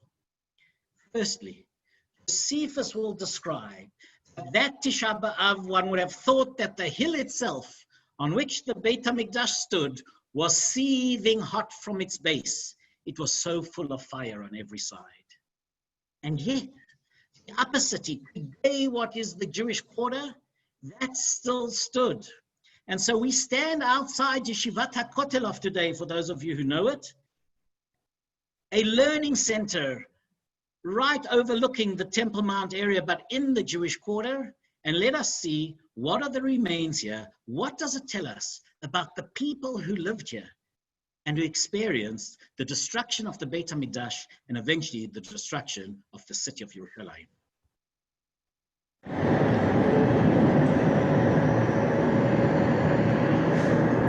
Hi, we're standing outside Yeshivat HaKotel. And you may ask, why have I brought you here to Yeshivat HaKotel? Did our ancestors of 2,000 years ago study here in the halls of the Beit Midrash? No, not at all. But while you contemplate Yeshivat HaKotel and the vibrant learning of Torah that is going on at the moment, be aware that literally underneath our feet, I want to take you into suburbs of Jerusalem from 2,000 years ago, from a vibrant Jewish life that existed here before the destruction. The area we're going into is called the Herodian Mansions. Mansions that were created during the time period that Herod ruled.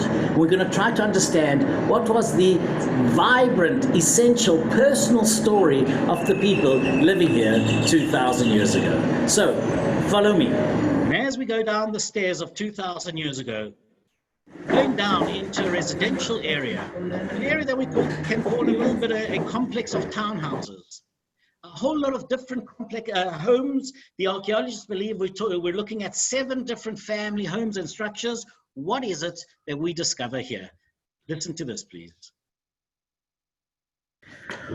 We've descended 2,000 years just by taking a few steps underground.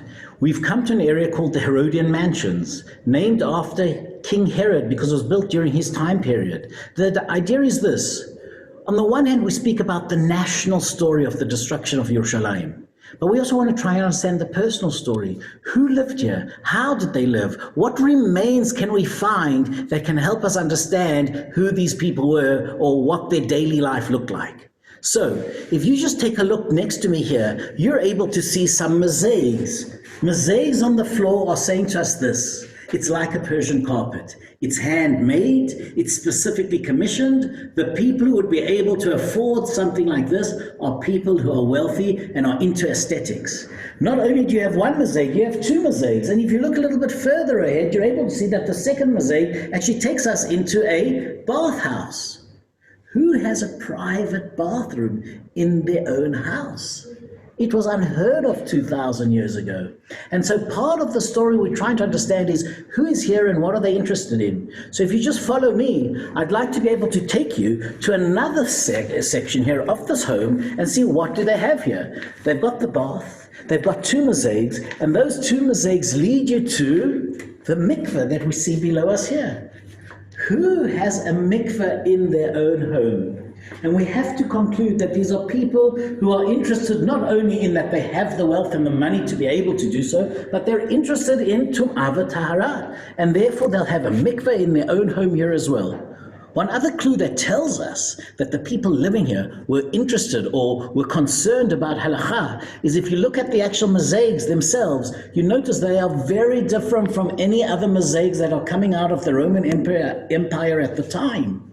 All other Roman mosaics have pictures, depictions of the Roman gods, except for here in the land of Israel, because the concept of Lo yeh lecha Elohim acherim lefanai, do not have graven images in front of me, is a very, very powerful notion here. So what we're seeing is we're moving into an area of wealth, of concern for halacha, and of things that we don't see in the normal home. Who are the people living here? And so as we go a little bit further into the homes, notice not only do we have these beautiful homes and remains of the mosaics, but we have a beautiful courtyard straight in front of us. And in this courtyard, you say to yourself, what can I do with this space? And that's part of the beauty of being able to surround ourselves in great homes where we're able to say, let us make use of it in the best way that we can. And so think about the amount of parties that could be held in this kind of a space. And certainly as we think about ancient times, who was ever able to host a huge, banquet inside their actual home? But here we have people who are wealthy enough, who have the means, who have the will to set up incredible things. Now, obviously, they weren't sitting on tables like this 2,000 years ago. This is a picture from events that you too can have here in Yerushalayim when Corona is over and you're able to come back here. But I want to use this as a story to really help us understand our essential story. Because for those of you aware, when the Gemara will ask us, why was Yerushalayim destroyed? A banquet is the part of the story. And so step inside with me into the banquet hall that is here in what we know what is known as the Herodian mansions. And let me tell you my version of how I will tweak the story that is told in the Gemara. Welcome to what is the banquet hall here in the Herodian mansions. If you just look around, and if the camera can swerve around and notice all the different pillars holding up this room, but really think about it like this, the room is so much bigger than just the pillars themselves. This is a huge room in somebody's house. What would they be using this for? Okay, so this is a banquet hall. And how do we know that? Well, one or two things. If you look at the walls behind us here, you're able to see how beautifully designed they are. Notice what is the original, the darker shades, and look what has been fixed up by the archaeologists since to try and give you an impression of what used to take place here. This is what we call stucco. The actual design is stuck onto the wall, and it's a later design after what is called fresco. What you may ask is fresco. It's not about eating outside, but fresco is from the word fresh paint. So follow me and try see here as what we're going to be looking at is the fresco design that was on the walls of this home. Are you able to see in the corner there, the walls of the home with part of the paint itself? If you also look in this direction, they're doing a bit of archaeological work here, but you're able to see part of that design there as well. But I think what is fascinating is this. If you look in the corner again, back to that fresco, you're able to see that they look like there are little chip marks in the actual fresco. Why are there chip marks there? Well, if we go like this, that fresco was the original design, and then later on there is stucco. What you have is this. As they are finishing the fresco, and they say this is Mrs. Cohen's home, and she says like this, okay, let me finish off, I need to renovate. So she chips away, or gets her workers to chip away at the fresco, and she's going to stick the stucco on top of it. In the actual area that is the banquet hall, she's already done that and finished that because she's got parties to host. But in the side rooms, she hasn't yet finished renovation. And the question is, why hasn't she finished renovation? Well, let's try and understand the story this way. The Gemara in Gittin tells us that it's because of Kamtan Bar Kamtza Shecharva Yerushalayim. What are they talking about? Well, let me put it to you in this direction. Mrs. Cohen is holding a party. She tells her servant to go and invite Mrs. Goldman. And the servant goes to invite Mrs. Gold. Mrs. Gold walks into the party. Everybody who's anyone is sitting at this incredible banquet, perhaps here in the banquet hall. And as Mrs. Cohn, out of the corner of her eye, sees Mrs. Gold walking in, so full of life, so seemingly confident with herself, she is furious. How could Mrs. Gold be invited? She's part of the other political faction. Absolutely not is she going to be here. It was Mrs. Goldman who was supposed to be here. And she marches up to Mrs. Gold and she says to her, "Why are you here? Get out." And Mrs. Gold says, "Please, don't embarrass me in front of everybody else around you." Something just didn't. Can you see me still? Okay, one sec. Not quite sure what happened there. My apologies in the middle of the story. I apologize. I'm going to get there. Give us a moment. It always happens right at the essential story. So give me one moment and I will get us to our video. And I hope I can get you into the middle of our video. Welcome to what is the bank? Give me a moment. Here we go. Say this is Mrs. Cohn's home, and she says like this, "Okay, let me finish off, I need to renovate." So she chips away, or gets her workers to chip away at the fresco, and she's going to stick the stucco on top of it. The banquet hall, she's already done that and finished that because she's got parties to host. But in the side rooms, she hasn't yet finished renovation. And the question is, why hasn't she finished renovation? Well, let's try and understand the story this way. The Gemara in Gittin tells us that it's because of Kamtzan Bar Kamtza Shecharva Yerushalayim. What are they talking about? Well, let me put it to you in this direction. Mrs. Cohn is holding a party. She tells her servant to go and invite Mrs. Goldman. And the servant goes to invite Mrs. Gold. Mrs. Gold walks into the party. Everybody who's anyone is sitting at this incredible banquet, perhaps here in the banquet hall. And as Mrs. Cohn, out of the corner of her eye, sees Mrs. Gold walking in, so full of life, so seemingly confident with herself, she is furious. How could Mrs. Gold be invited? She's part of the other political faction. Absolutely not is she going to be here. It was Mrs. Goldman who was supposed to be here. And she marches up to Mrs. Gold and she says to her, "Why are you here? Get out." And Mrs. Gold says, "Please, don't embarrass me in front of everybody else around you." And she says, "Get out." And Mrs. Gold says, "I'll pay for my own meal. Just let me stay. It's embarrassing. Look, the who's who. Everybody who's a fashionista, who's a social, the head of the social world, the leadership of Jerusalem is here. Don't embarrass me." She says, "Get out." She says, "Listen, I'll pay for half this entire meal. Just let me stay. We'll talk about this afterwards." Mrs. Cohn says, "Get out." She says, "Listen, I'll pay for everybody's meal. Just don't embarrass me in front of it." And Mrs. Cohn says, "Get out." The entire leadership is there. Not one person raises a voice. And off stomps Mrs. Gold, perhaps in a high red stilettos, as she's marching out in absolute shame, her shoes reflecting the shame in her face, as she has been embarrassed in front of everybody. And she says to herself, what kind of backbone does this leadership of Jerusalem have? She gets home, perhaps talks to her husband, talks to her friends, says, this is it. And off she goes to the Romans to say, the Jews are rebelling against you.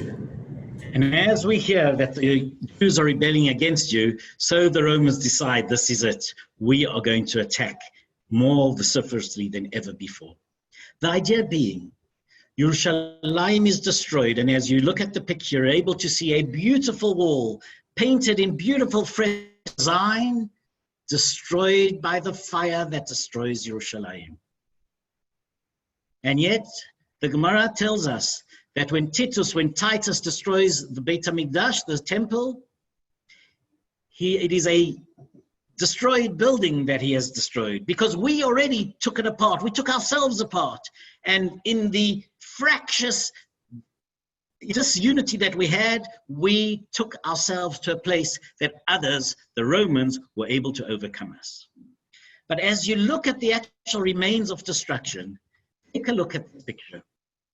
This is the picture of a plank of wood, a beam of wood, that was part of a rooftop in the old city. Try in Jerusalem of 2,000 years ago. Try think of it like this. The walls of the homes of then were built by stone, but the roofs were built, the ceiling was built with mud packed in between these wooden poles. One of these beams that was burned by the Roman onslaught on Yerushalayim lies here, in the home that we see right here.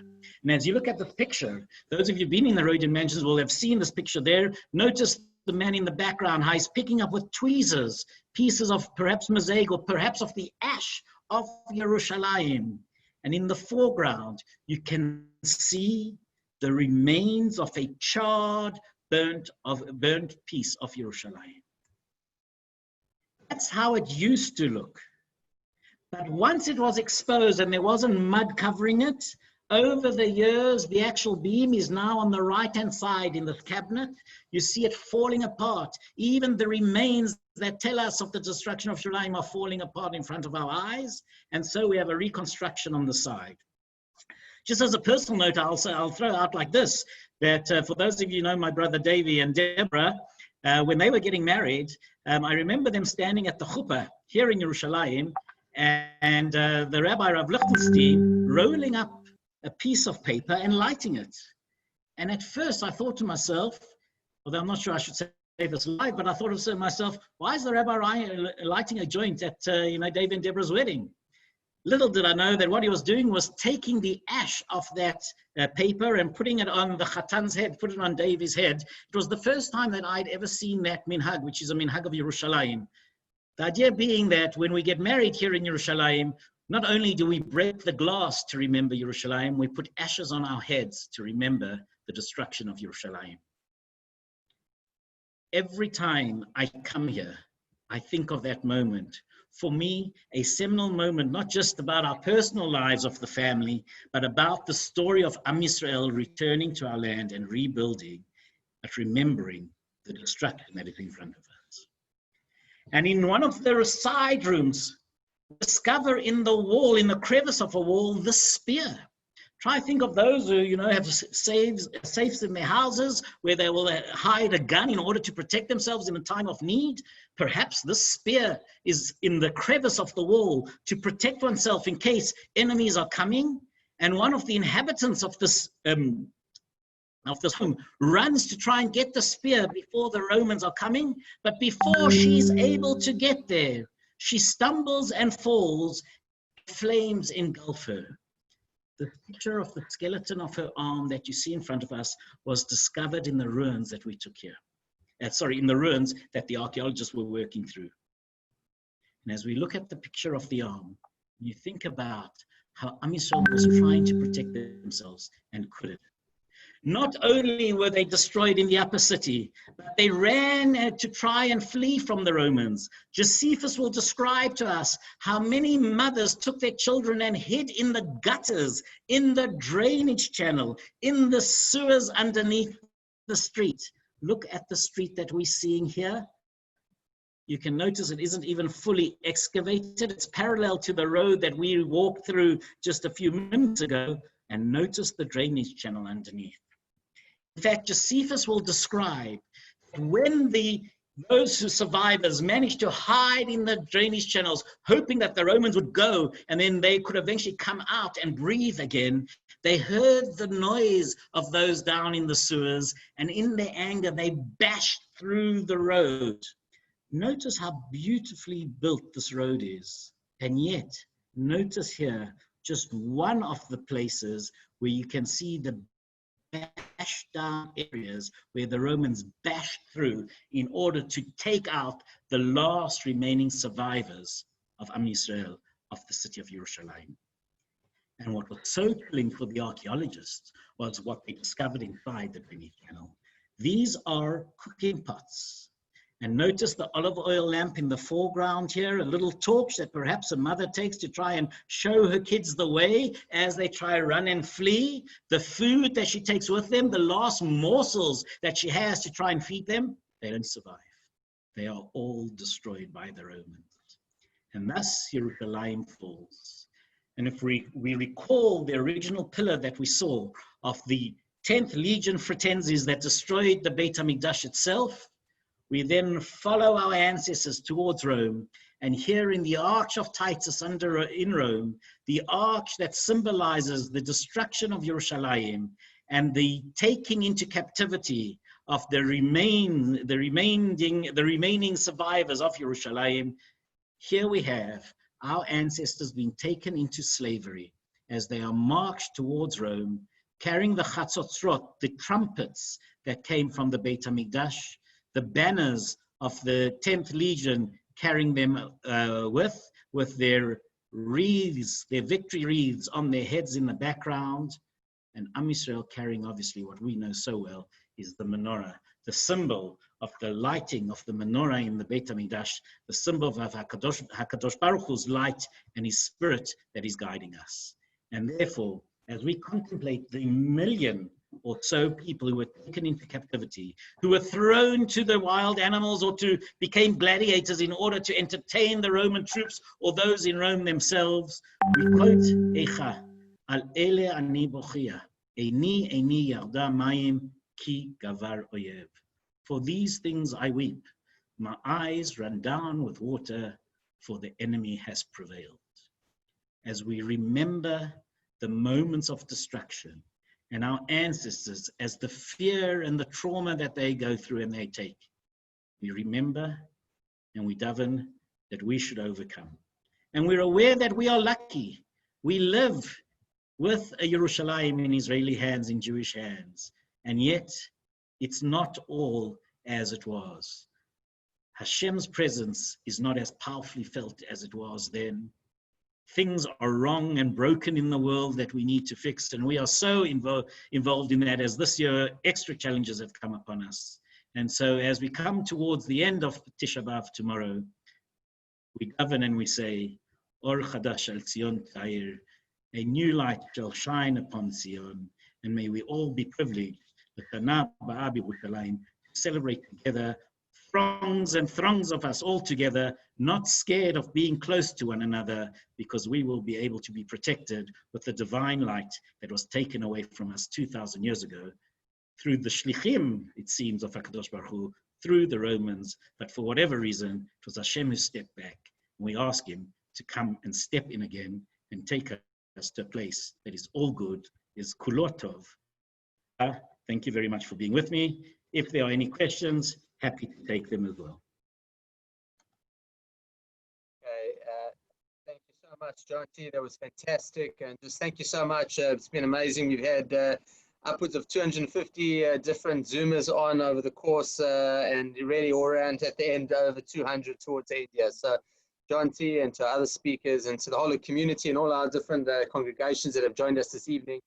We hope that you've had a meaningful evening with us and you've learned a lot, and hopefully this should take you through the fast. You should all have a meaningful fast, and please God, we should know no more sorrow, and everyone should stay safe, and I wish you all a Laila Tov.